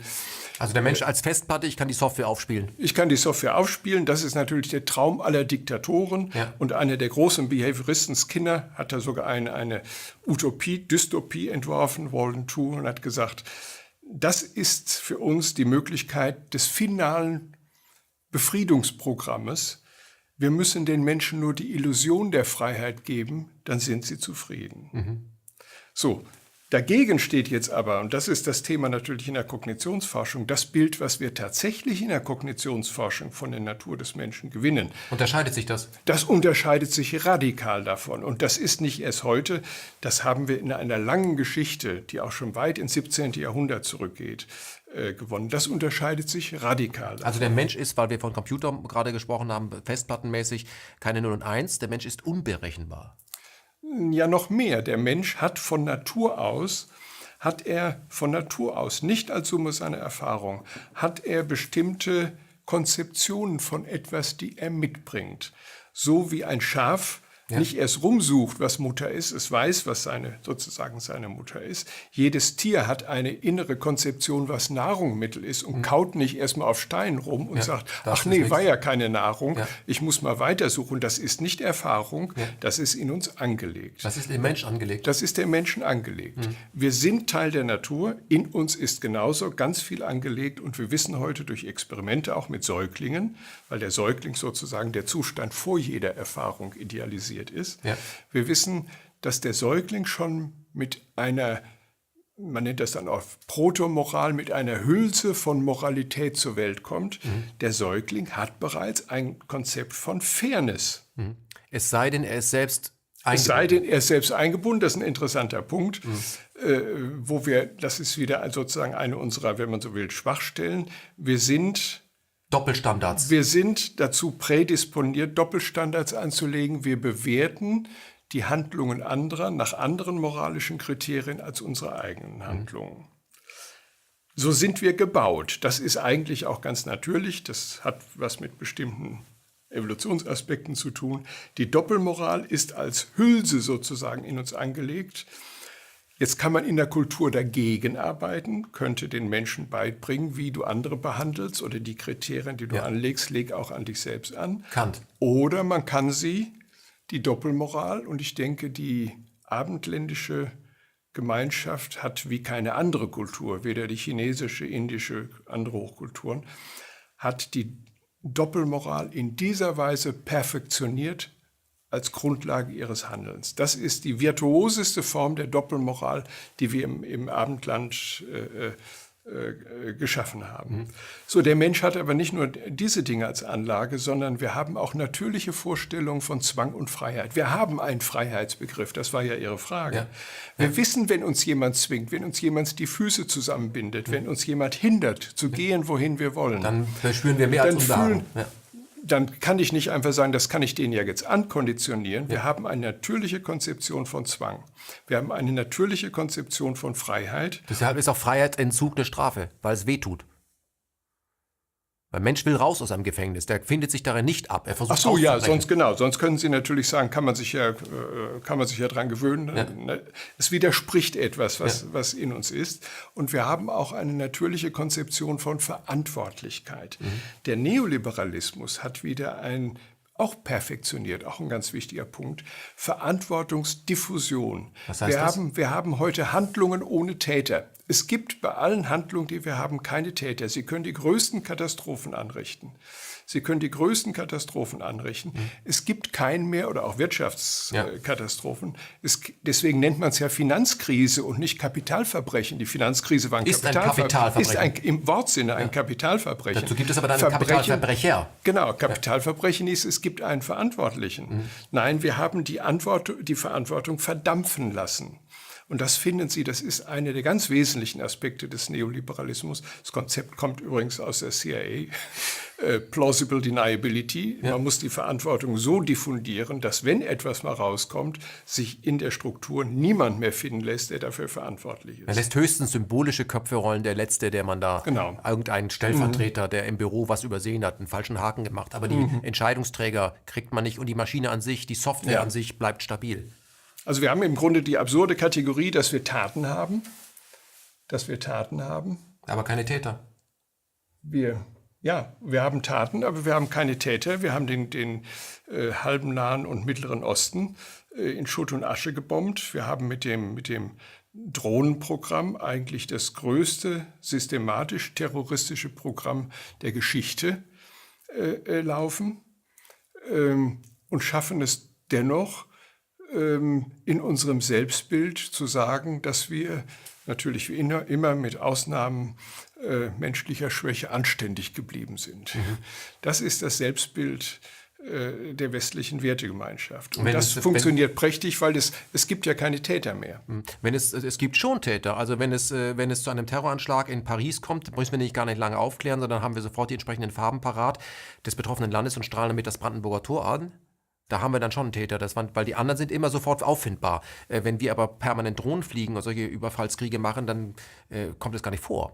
Da wird ja auch inszeniert. Da habe ich eine Frage, was dieses Empörungspotenzial, diese ganzen Töpfe angeht, wo Druck da ist. Welche Funktion haben denn Ihrer Meinung nach diese Talkshows, wo man sich eben über die gerade angesagten Dinge empören kann?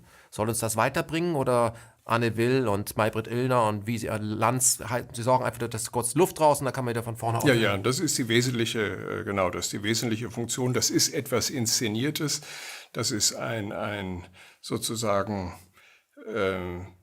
man nimmt eine berechtigte Sache, die eigentlich berechtigt ist, dass jemand sich empört über dieses und jenes und lenkt sie jetzt auf ein Ziel, was politisch unverfänglich ist.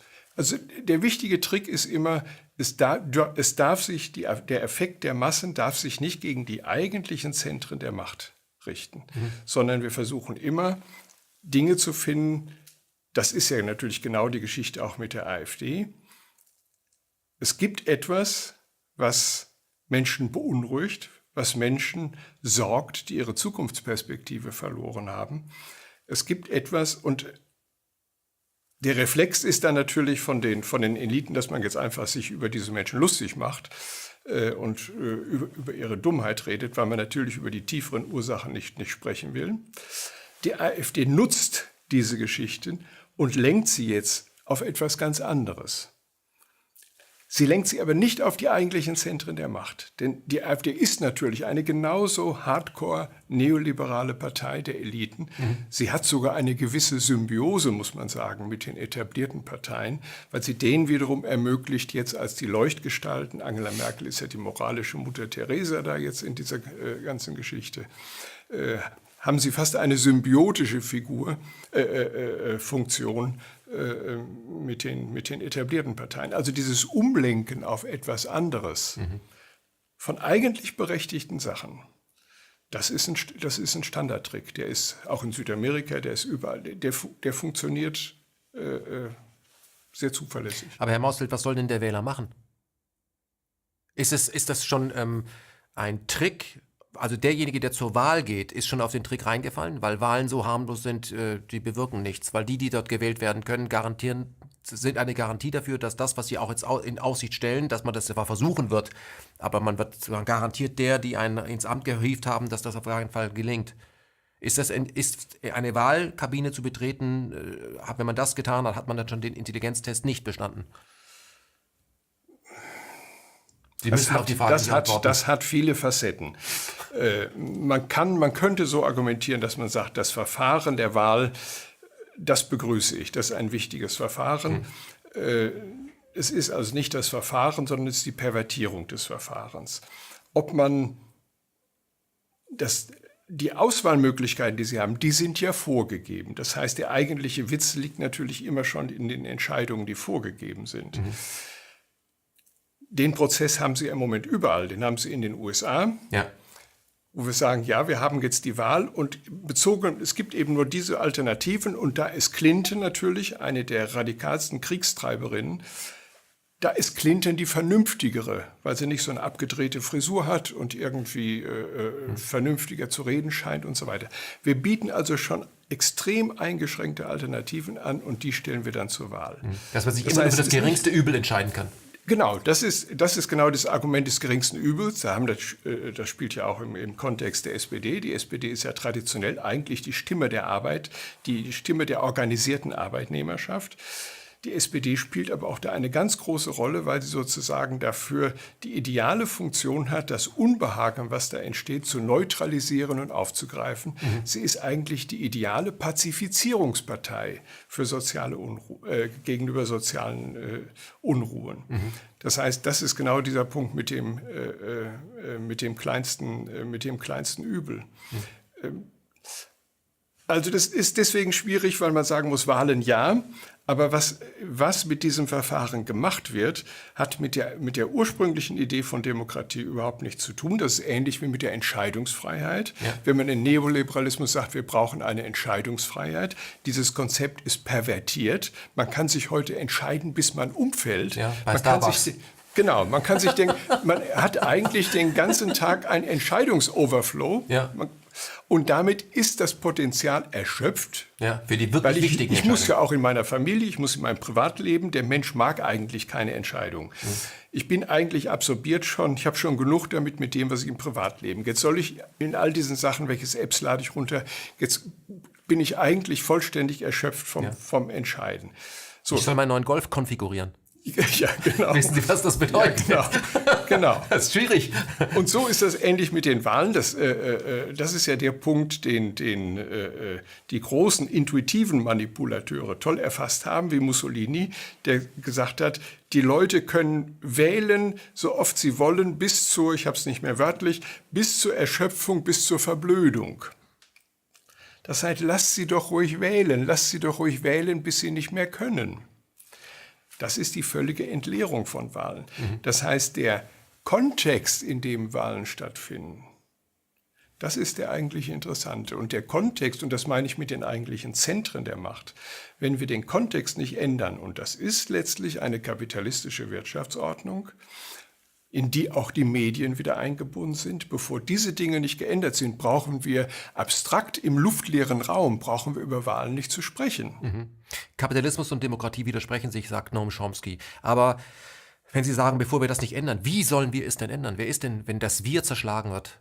Wenn das Wir aufs Ich reduziert wird? Also ich kann sagen, ich habe es in meinem eigenen Umfeld in den letzten 10 Jahren festgestellt, wir drifteten mal in eine sogenannte Red Bull-Gesellschaft, habe ich das genannt. Man macht die Dose auf und hier steckt Machbarkeit drin. Wir holen alles aus dir raus, auch du, der sonst nie irgendwas Verrücktes gemacht hat. Wenn du sagst, du möchtest halbnackt auf dem Mount Everest, du bist nur entschlossen genug, wir bringen die Restenergie. Und wir haben es heute mit einer Selfie-Stick-Generation zu tun.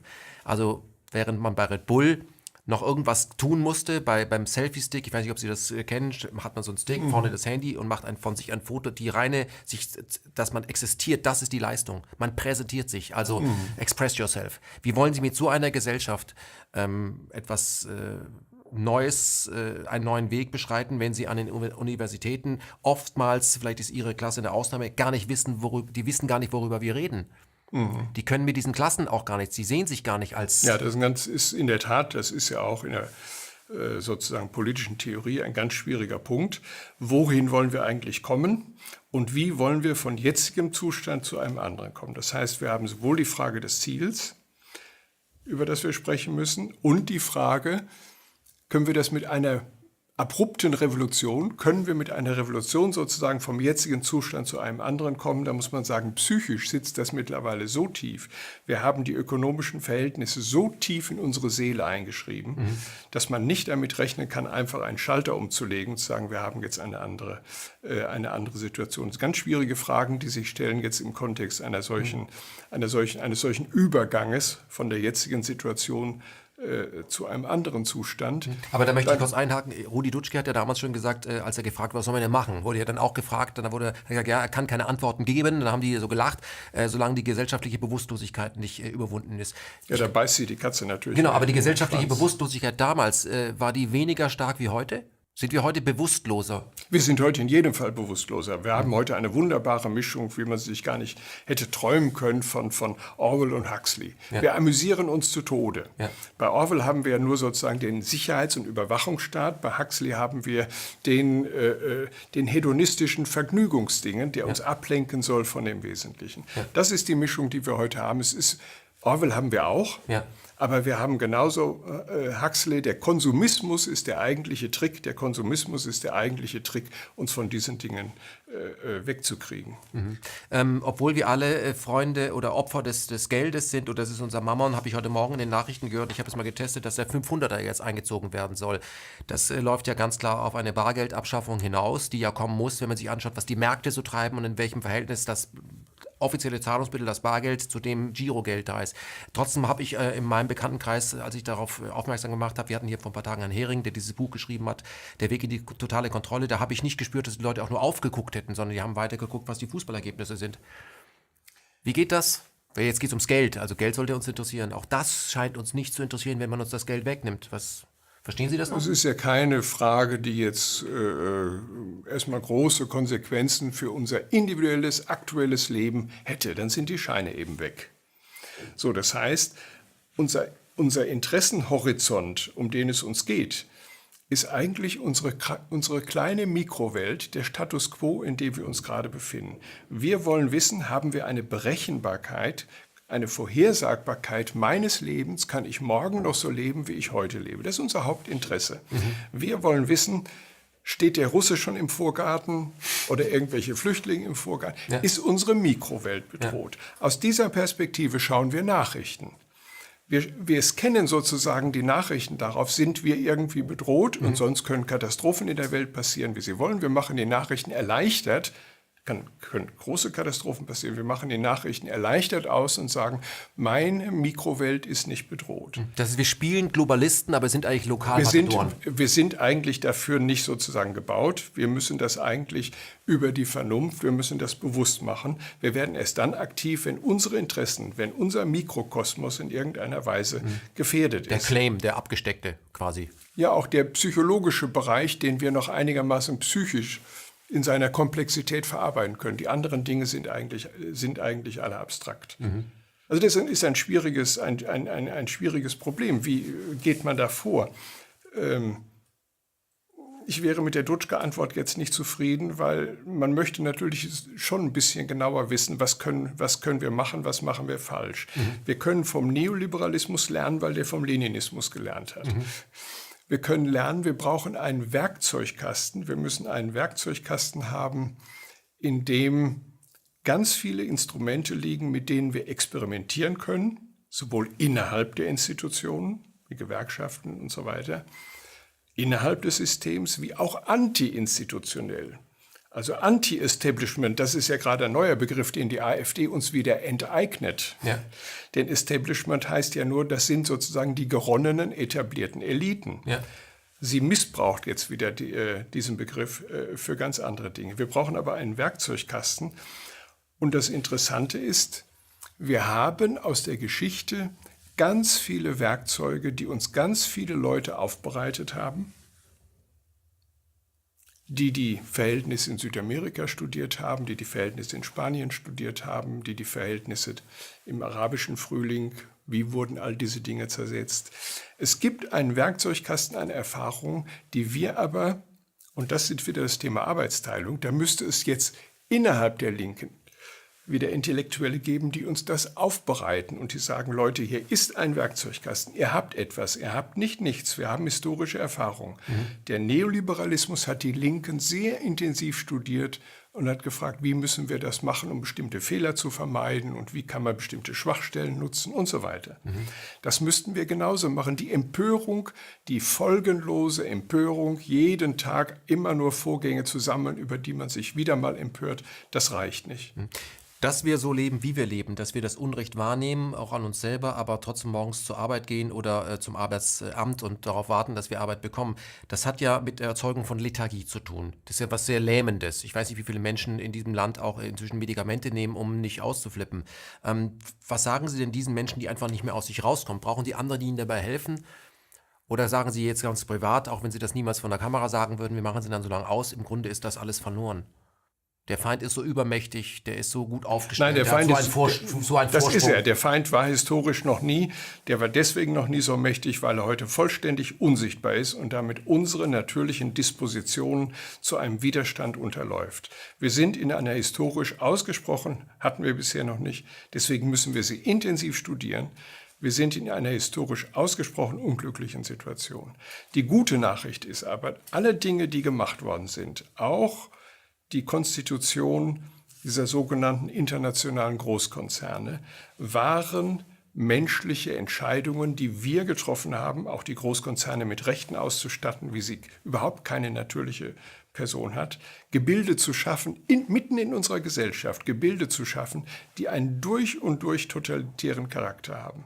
Die, wie jetzt die neue EU-Richtlinie zum Whistleblowing, die den Grad einer Intransparenz haben, die also vollständig von der Öffentlichkeit abgeschirmt, überhaupt keine demokratische Kontrolle tun und lassen können, was sie wollen. All diese Dinge sind entstanden durch menschliche Entscheidungen, nicht durch eine Naturgesetzlichkeit. Das heißt, das nicht rückgängig machen. Wenn etwas durch menschliche Entscheidungen entstanden ist, das ist erstmal die gute Nachricht, dann haben wir die Möglichkeit, und das Interessante ist ja, man könnte sogar den Kapitalismus beibehalten und trotzdem die Großkonzerne abschaffen. Die sind kein wesentlicher Bestandteil des Kapitalismus. Die gehören sozusagen zu ein wesentlicher Aspekt dieser neoliberalen Konzeption des Kapitalismus. Wir könnten Dinge rückgängig machen.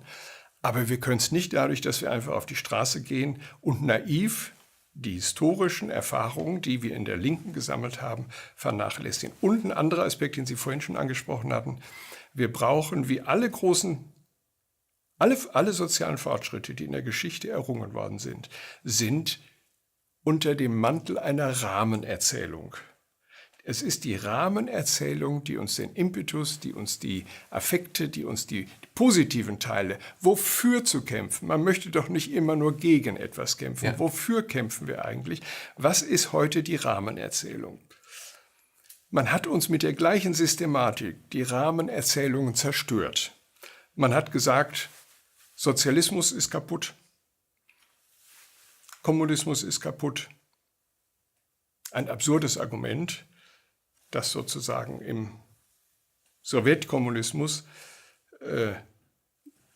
diese sozialistischen Teile nie realisiert worden sind. Dieses Argument ist natürlich genauso unsinnig, als würden Sie sagen, das Demokratiekonzept ist absurd, weil da, wo es beispielsweise von den Gründervätern in den USA es ja in Anlehnung an die Französische Revolution und die Aufklärung versucht worden ist, ist es pervertiert. Die sind heute bei einer Plutokratie gelandet. Ja. Das zeigt uns, Demokratie funktioniert nicht. Das ist nämlich genau das analoge Argument zu sagen, Sozialismus funktioniert nicht, hatten wir schon. Ja. So, das heißt, wir brauchen wieder eine Rahmenerzählung, aus der wir Kraft schöpfen. Und das kann eigentlich nur zurück zum Kern, zum historischen Kern des Linksseins. Und der historische Kern des Linksseins ist die Aufklärung mit ihren radikalen Sätzen und auch den universellen Aspekten. Alle Menschen sind gleichwertig. Nicht alle Menschen sind gleich, alle Menschen sind gleichwertig als autonome, vernunftbegabte Wesen. Sie sind selbstbestimmt, also politische Selbstbestimmung, und daraus folgt ganz viel. Daraus folgt Radikaldemokratie, nicht einfach Demokratie. Radikal. Ich habe einen gewissen Anteil über mein Schicksal und meine Gemeinschaft, in der ich lebe, mitzubestimmen. Ich habe einen fairen Anteil an diesem, haben wir heute nicht mehr.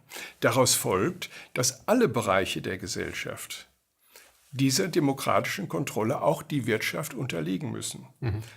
Die Konzerne sind aber extrem totalitäre Strukturen, so extrem, dass man sagen muss, dass man sie, wenn man sie strukturell analysiert, müsste man sie eigentlich sozusagen in Analogie zum Faschismus behandeln. Sind extrem autoritär, extrem totalitär, extrem abgeschottet gegen alles Mögliche. Urheberrechte, alles ist... Und sie sind auch in dem, was ihre Ziele angeht, extrem pathologischen Zielen verpflichtet, nämlich Rendite zu machen, egal ob die Umwelt dabei drauf geht, ob die Gesellschaft dabei zerstört wird. Jeder Konzern muss, das ist konstitutiv für ihn, Rendite machen. Wir arbeiten wie in Krebszellen im Prinzip. Das sind eigentlich perverse Strukturen, perverse totalitäre Strukturen, die heute aber das Zentrum unserer Gesellschaft ausmachen. Und die müssen, das ist Konsequenz der Aufklärung, die sind illegitim. Die müssen abgeschafft werden. Das ist das Konzept der Aufklärung. Das ist ganz wenig. Ja.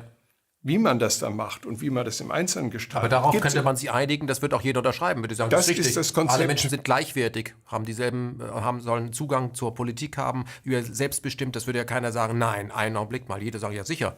Naja, aber das ist auch die Trennlinie, wo links und rechts kommt ja auch die Kategorisierung, links und rechts kommt aus der Französischen Revolution. Rechts waren eben die gegen den Universalismus der Aufklärung waren, die gesagt haben, es gibt Gruppen, soziale Gruppen, Machtgruppen, rassische Gruppen, biologische Gruppen und so weiter, die einen ausgezeichneten Zustand haben, denen etwas zusteht, was anderen Gruppen nicht zusteht. Die also separieren. Anti-universalistische Position. Und in diesem Sinne kann es zwischen links und rechts, wenn man hinter die Oberfläche der Sprache geht, kann es in der Tiefe keine Gemeinsamkeiten geben, weil die rechte Position immer heißt, ich habe eine chauvinistische, rassistische, wie immer eine Position, die bestimmten Gruppierungen andere Rechte, höhere Rechte zuweist, eine andere Wertigkeit zuweist als anderen. Das heißt, die Linke hat historisch ihren Ausgangspunkt in diesem universalistischen, radikaldemokratischen Projekt der Aufklärung. Und das könnte man als eine Rahmenerzählung überhaupt wieder nehmen, um zu sagen, und nun müssten wir wieder zurückgehen und fragen, wie können wir das ausgestalten? Stellen sich viele Fragen, haben aber auch viele Leute, und das ist wieder der Werkzeugkasten, warum nutzen wir die ganzen Intellektuellen, die sich damit beschäftigt haben und wunderbare Einsichten errungen, die kommen bei uns gar nicht mehr vor. Wir haben unsere eigene Tradition, wir sind ahistorisch geworden. Es hat keine Bewegung eine Chance, irgendetwas zu erreichen, die ihre eigenen Wurzeln verloren hat. Aber das ist ja das Prinzip des Neoliberalismus, die Entwurzelung letztendlich. Genau. Lohnt es sich, noch auf eine Demonstration zu gehen? Aber ja, Also wenn wir jetzt mal sagen, stellt euch mal vor Rammstein auf und signalisiert, dass ihr das nicht gut findet, was dort passiert. Ist das naiv? Das wäre ja selbst wiederum das geförderte Nutzendenken, dass ich jede Handlung, die ich mache, sofort wieder nach dem Konkreten, sozusagen Erfüllung sofort. Der Konsumismus sagt ja immer auch, wenn ich etwas mache, ich habe keine Spannungstoleranz mehr. Wenn ich etwas mache, brauche ich Erfüllung sofort. Wenn ich auf eine Demo gehe und sage, raus aus der NATO, dann müssen aber die Politiker sofort sagen, oh Schreck, die demonstrieren, wir gehen morgen raus aus der NATO. Wie so eine App runtergeladen, zack, vorbei. Es muss zack sein. Ja. So. Die Demos haben ja ganz viele Funktionen. Also einmal der langfristige Effekt, eine Spannungstoleranz zu haben und zu wissen, wie Hayek im Neoliberalismus, der 20 Jahre undercover sozusagen gearbeitet hat, bis er sagt, jetzt sind wir erst da, wo wir die öffentliche Bühne betreten. Sie haben aber auch die Funktion, wieder ein Gegengewicht der Entsolidarisierung zu schaffen. Sie haben eine ganz wichtige soziale Funktion, uns überhaupt wieder die Möglichkeit zu geben, zusammenzukommen. Das heißt, das kriegen Sie nur zerstört, indem Sie dann über Ferngelenk der Presse von außen behaupten, wer da wohl alles sei und dass man mit dem ja nicht mitgehen könnte und dass die vorgegebenen Ziele zwar ganz hehre wären, aber in Wirklichkeit würde darunter etwas passieren, was man überhaupt nicht gut finden kann. Da findet ja eine Verunsicherung statt. Wie kann sich denn der einzelne Bürger, der offensichtlich komplett überfordert ist mit all dem, er kann die Begriffe ja nicht mehr zuordnen, weil das ist ja alles Doppelsprech. Wie kann der sich denn schlau machen? Hat der einzelne Bürger eine Chance, allein zu entscheiden, ob er auf eine Demo gehen soll oder nicht, wenn er vorher in der Zeitung, in allen Gazetten übrigens liest, auch in seinen linken, in seinen rechten, dass man da ja nicht hingehen kann? Der Mensch schwingt doch mit. Erstmal die Hoffnung ist, hatten wir darüber gesprochen, wir sind von Natur aus mit moralischen Kategorien befähigt. Wir haben gewisse Grundvorstellungen, was Recht und Unrecht ist. Diese Moral ist unkaputtbar. Das finden Sie selbst in den schlimmsten Diktaturen, kommt die immer wieder hoch, die ist unkaputtbar. Die ist da. Das heißt, da haben wir...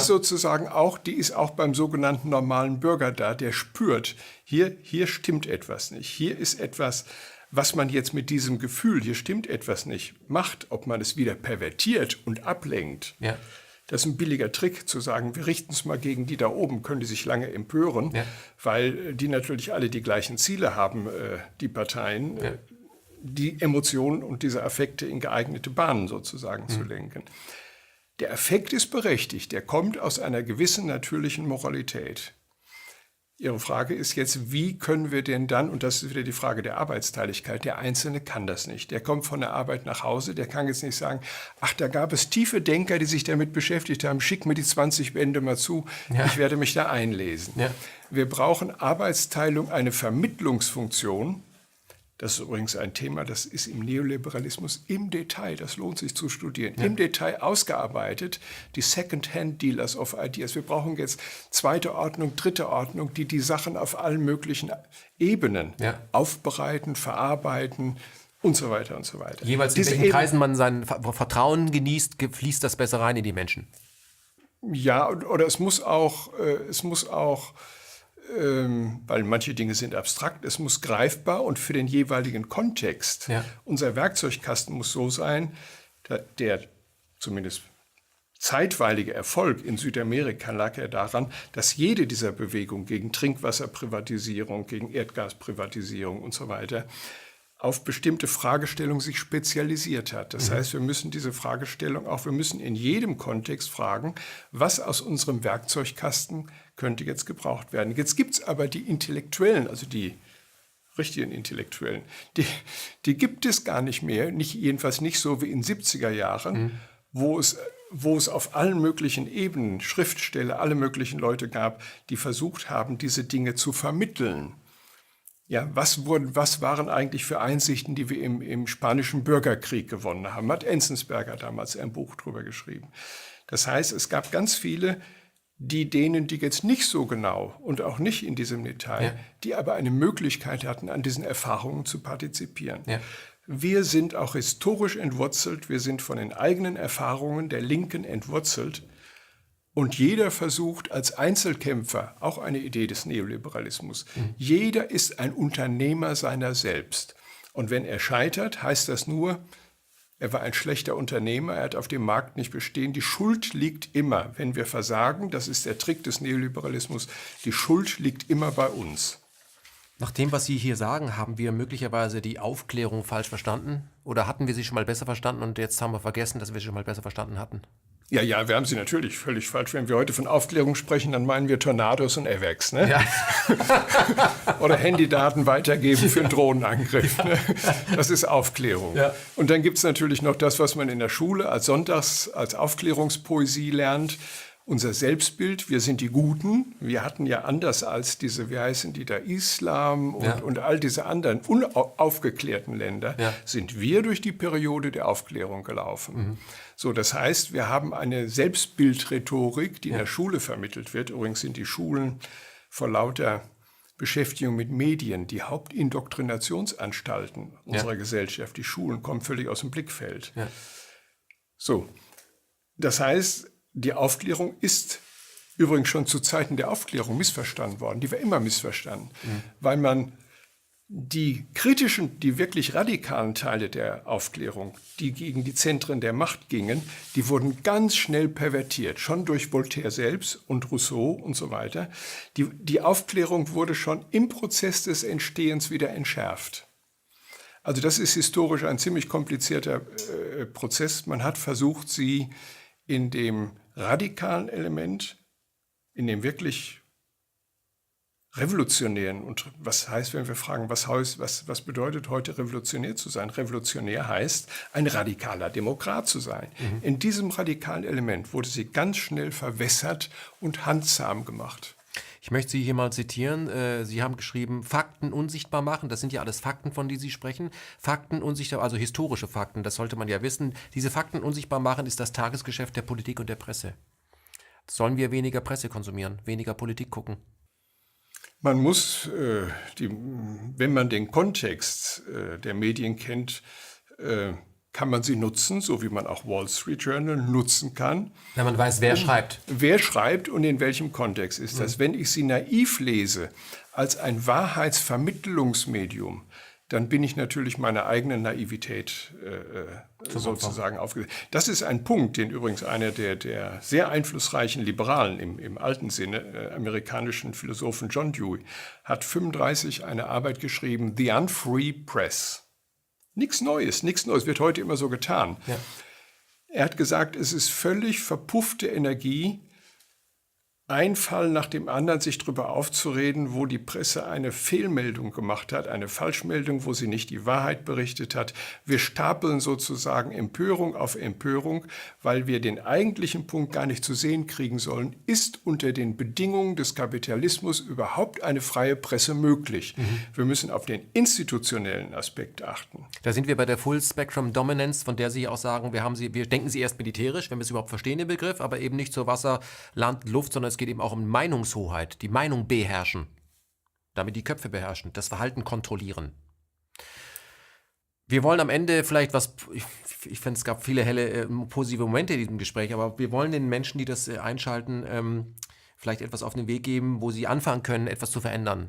Wo würden Sie anfangen? Naja, der Privatbereich ist natürlich erstmal immer der natürliche Operationsbereich für uns. Im Privatbereich kann man viel machen, da muss jeder sehen, das kann bei der Erziehung sein, das kann im Beruf sein, das kann ein Lehrer sein, der das in den Schulklassen etwas anders macht. Ganz wichtig ist dabei, dass wir uns selbst nicht überfordern und überheben, weil wir dann wieder depressiv werden. Wir müssen in ganz kleinen Schritten, wenn eine Veränderung passiert, dann kann sie nur dadurch passieren, dass alle klitzekleine Schritte dazu beitragen. Also einen langen Atem entwickeln. Einen langen Atem, wir brauchen eine Spannungstoleranz und wir brauchen etwas, was uns Hoffnung gibt. Das heißt, ich glaube, ohne eine Rahmengeschichte uns klarer zu werden, was ist eigentlich unser Ziel, auf das wir hinaus wollen, laufen wir in die wunderbar aufgestellte Falle. Leute, empört euch, wie ihr wollt. Man könnte Mussolini heute variieren. Die Leute sollen sich empören bis zur Erschöpfung, bis zur Verblödung. Das ist genau die Gefahr. Aber überhaupt etwas zu machen. Der Neoliberalismus möchte ja, dass wir eigentlich nur Subjekt sind, dass wir nur Konsumenten sind. Aus der Rolle müssen wir raus. Das kann durch eine gewisse Verweigerung passieren, aber den wichtigsten Schritt finde ich eigentlich, sich zu entschließen, irgendetwas zu machen. Also sich zu wehren. Ja, sich wieder sozial, überhaupt wieder sozial zu organisieren. Wenn man will, ein Klassengefühl oder ein Gefühl von Gemeinsamkeit zu entwickeln. Da sind wir beim Grundproblem. Die Eliten haben ja sehr wohl ein Klassenbewusstsein, während die Massen das Klassenbewusstsein verloren haben. Das heißt, wir müssen uns dieses Klassenbewusstsein wieder erobern oder uns erinnern. Ich glaube, wir haben es ja. Wir müssen uns erinnern, dass wir letztendlich alle in einem Boot sitzen und da müssen wir uns noch umschauen. So, glauben Sie, das gelingt Menschen ohne eine professionelle Anleitung von wieder Leadern von außen? Wenn man sich meinetwegen lang genug entzieht von Medien, lang genug sich auf selbst konzentriert, kommt das dann automatisch in der Gruppe? Das ist ja das Positive, was wir durch das Menschenbild, das müssen wir uns auch immer klar machen, allen politischen Systemen liegt immer ein Menschenbild zugrunde. Das Menschenbild des Neoliberalismus ist empirisch vollständig inadäquat, unbegründet, falsch. Und es zielt auf die perversesten und dunkelsten Seiten. Hier wird eine Wirtschaftsordnung darauf gegründet, auf den dunkelsten Seiten, die der Mensch hat, die er aber unstreitig hat. Das ist das große Spektrum, zu dem wir fähig sind. Die andere Seite ist aber etwas, was es in uns auch gibt. Das heißt, wir haben natürliche Konzepte von Zwang, von Freiheit. Wir haben die natürlichen Bindemittel einer Gesellschaft, die immer da sind, im Kleinen, manchmal auch im Großen, Bindemittel wie Liebe, Kooperation, gegenseitige Hilfe, die sind immer da, die sind auch jetzt in der Gesellschaft. Im kleinen Kreis finden die sich überall. Das ist eigentlich unsere Hoffnung zu sagen, das ist in allen angelegt. Auf dieses Menschenbild müssen wir uns stützen und diese Teile, die jeder in sich hat, die müssen wir irgendwie hegen und pflegen, die sind sozusagen unter dem brutalen, man muss eigentlich sagen pathologischen, unter dem pathologischen Menschenbild, was der Neoliberalismus zugrunde legt, verschüttet worden. Der Neoliberalismus sagt ja, der Mensch ist Mittel, Punkt. Und wir müssen den Punkt einfach weglassen, sagen, der Mensch ist Mittelpunkt. Dann hätten wir es verstanden. Aber eine letzte Frage an Sie. Diese Art und Weise, wie der Liberalismus mit uns umgeht, der eben die dunkle Seite, die uns in uns angelegt, benutzt und sie als die beherrschende Seite verkauft, können wir das überwinden, wenn wir doch als Menschen von uns selbst, auch ohne den Neoliberalismus, die Vision haben, dass wir super speziell sein, abgehoben leben? Müssen wir nicht auch unser Menschsein dahingehend hinterfragen, dass wir eben auch nur Teil des Ganzen sind? Müssen wir diese Arroganz nicht aufgeben, weil diese Arroganz, die wird eben auch vom Neoliberalismus benutzt. Also müssen wir sagen, wenn wir wirkliche Freiheit erlangen wollen, dann müssen wir auch aufhören, diese Hybris zu fahren, dass wir was super Spezielles, super Besonderes werden. Wir kämen meinetwegen auch ohne die Natur aus. Wir sind auch nur ein Baustein. Gehört das nicht dazu? Ja, Geht das eine gehört, ohne das andere? Das wäre auch gegen die Aufklärung, die sich im Übrigen auch in ihren eigenen Prämissen immer selbst, das gehört auch zur Aufklärung, sich selbst zu reflektieren, auch in dem, was die Aufklärung macht. Und dazu gehört natürlich auch diese Art, das ist ja eine Art Chauvinismus. Ich bin der Mittelpunkt und ich rolle alles, was es gibt, rolle ich sozusagen von meinem Bauchnabel auf. Das heißt, gerade Fragen in größerer Kontext wie ökologische Fragen. Wir sind biologische Wesen. Das hat eine ganze Reihe von Konsequenzen. Wir haben Schwachstellen, wir haben alles Mögliche. Wir sind biologische Wesen, wir sind Teil der Natur, wir sind kulturelle Wesen, wir sind eingebunden in etwas Großes. Wir sind nicht wirklich unabhängig. Wir sind nicht völlig unabhängig. Das ist ein gewisser natürlich narzisstischer Größenwahn, uns gerne so zu sehen. Und dann immer darauf zu verweisen, aber technisch, wenn es schief läuft, dann machen wir beim Wetter, Geoengineering. Und wenn da was schief läuft, machen wir Engineering. Wir haben ein sozusagen Technikfetisch entwickelt, immer zu reparieren. Zu sagen, wir machen erstmal und dann gucken wir, was rauskommt. Das ist übrigens auch eine Haltung, wird explizit im Neoliberalismus angesprochen, sich immer nur mit den Folgen zu beschäftigen, zu sagen, wir machen etwas, wir führen Krieg. Krieg ist ja wirtschaftlich viel. Frieden bringt nichts. Wer soll Interesse an Frieden haben? Frieden ist wirtschaftlich völliger Käse. Das Einzige, was etwas bringt und immer wieder etwas bringt, ist Krieg. Wir führen erstmal Krieg und gucken dann, wie die Konsequenzen sind und welchen Nutzen wir daraus ziehen. Also das ist diese Haltung, diese Art von Chauvinismus zu überwinden und zu sagen, wir sind eingebunden in ein Ganzes, ist eigentlich es geht jetzt über politische Fragen hinaus. Das ist unsere Stellung in der Welt zu verstehen. Ja. Imperien kommen, aber Imperien gehen auch. Interessant ist ja, dass Weltreiche immer auf ihrem Höhepunkt zerfallen. Also sie müssen erst diese Hybris aufbauen und dann sich zu zerstören. Es gibt nur einen großen Unterschied, den Einstein benannt hat. Die Atombombe hat alles geändert, nur nicht das menschliche Denken. Wie lange können wir denn dieses Spiel noch spielen? Weil hier kann man ja jetzt nicht einmal einen Fehler machen. Also wenn wir den Konflikt ansehen, wenn wir den kalten Krieg in einen warmen Krieg übergehen lassen, das weiß man heute alles ja nicht, was die Eliten auf beiden Seiten des Globus oder auf allen Seiten des Globus denken. Wenn der eine auf den falschen Knopf drückt, das kommt dann zu einer Kettenreaktion, das ist ja dann nicht mehr zu reparieren, auch nicht durch die Eliten. Ja, Wissen die Eliten das oder haben die einen Ersatzplanet für sich im Kopf, wo sie die haben im Moment noch einen Ersatzplanet, weil das Geld, anders übrigens als Menschen, keine Grenzen kennt. Das ist ja auch ein interessanter Punkt. Geld ist flüchtig. Sie können bisher noch wandern mit ihrem Geld. Und wenn Bangladesch untergegangen ist und andere untergegangen sind, werden sie im Moment noch einen Platz finden, auf dem sie als eine Art gated community, das ist ja schon der Modus, in dem die Eliten leben, sie schotten sich auf einer Insel der angeblichen Glückseligkeit ab. Das Spiel geht natürlich nur endlich lange. Und ich glaube wirklich auf Ihre Frage, es ist nicht 11:55, wir sind ganz kurz vorm Umkippen. Das heißt, wenn nicht etwas passiert, und das sind nicht einfache soziale Reformen, so notwendig die sind. Es geht also nicht darum, den Mindestlohn um 5 Cent zu erhöhen. Das sind alles wichtige Fragen. Es gibt auch bei den sozialen Bewegungen. Die sozialen Bewegungen haben sich ja auch atomisiert in alle möglichen Identitäts- und Anerkennungsfragen und in solche Sachen. Alles wichtige, ganz sinnvolle Fragen. Aber die Bewegungen müssen auf das Zentrum der Macht zielen. Wir müssen sozusagen an den Kern der Sache. Und da, glaube ich, ist es wirklich auch unter ökologischem Aspekt ganz dringend, ja. Das bedeutet aber auch, dass wir diese Komfortzone, nenne ich die jetzt mal, der Ohnmacht aufgeben, weil da kann man sich auch ganz gut zurechtdenken. Das ist auch alles schrecklich, aber so schrecklich ist es für mich noch nicht. Wir sind natürlich, sozusagen global gesehen, sind wir in einer sehr privilegierten Situation. Wir können so tun, diese Illusion ist ja eigentlich sehr naheliegend. Solange ich Aldi vor der Tür habe und die Milch für 20 Cent kriege und meine Kleidung bei Kick für so und so kriege, ich habe einen gewissen Lebensstandard und solange ich den erhalten kann, muss ich mich um nichts weiteres kümmern. Das haben ja damals zur Kolonialzeit, haben auch alle gesagt, es kommt ja alles von außen rein. Warum sollen wir uns denn um irgendetwas kümmern?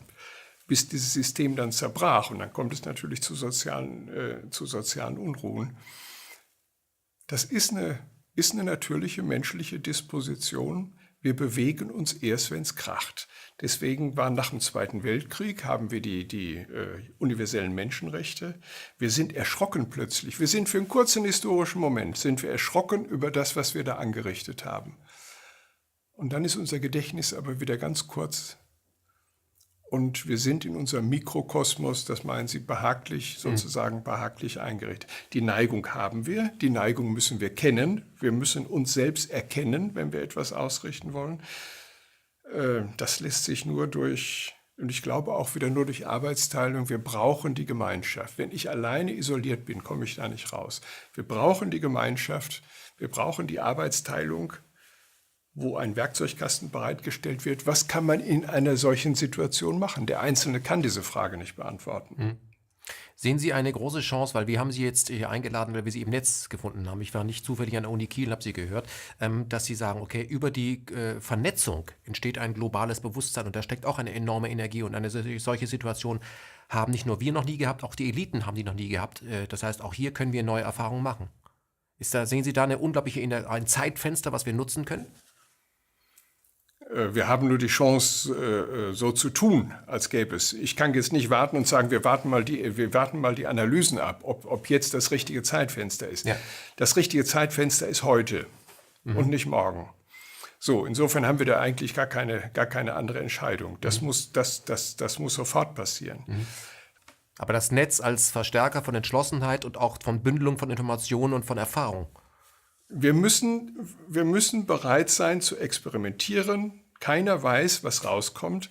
Man kann mit Sicherheit vorhersagen, in dem Moment, wo es an die Zentren der Macht geht, wird es ausgesprochen ungemütlich. Man sieht, es gibt ja immer wieder historische Situationen. Schauen Sie sich Corbyn in England an. Ja. In dem Moment, so lange war er ein linker Spinner, wie es irgendwie am Rande war, in dem Moment, wo es wirklich um das Zentrum der Macht geht, sagt das Militär, zur Not putschen wir. Jetzt kommen die Antisemitismusvorwürfe. Es wird mit allen, die Medien machen volle Breitseite. Es wird mit allen Kanonaden geschossen. Die Eliten werden sich nicht ergeben. In Südamerika sind sie 10 Jahre untergetaucht, als wir da die linken Regierung hatten. Sie sind 10 Jahre untergetaucht, haben sich gesammelt und schlagen jetzt wieder zurück. Das heißt, wir werden nicht einfach sozusagen, dass sie sagen, wir sehen ein, ihr habt die besseren Argumente und wir müssen die Erde retten, sondern wir müssen mit ganz erheblichen Widerständen rechnen. Herr Mausfeld, ich bedanke mich ganz herzlich für das Gespräch. Danke Ihnen, Herr Jebs. Das war eine weitere Ausgabe von KenFM im Gespräch. Unser Gast Professor Rainer Mausfeld. Unser Ratschlag, schaut euch auch beide Vorträge zu diesem Gespräch an. Mein Name ist Ken Jebsen und meine Zielgruppe bleibt der Mensch. KenFM.de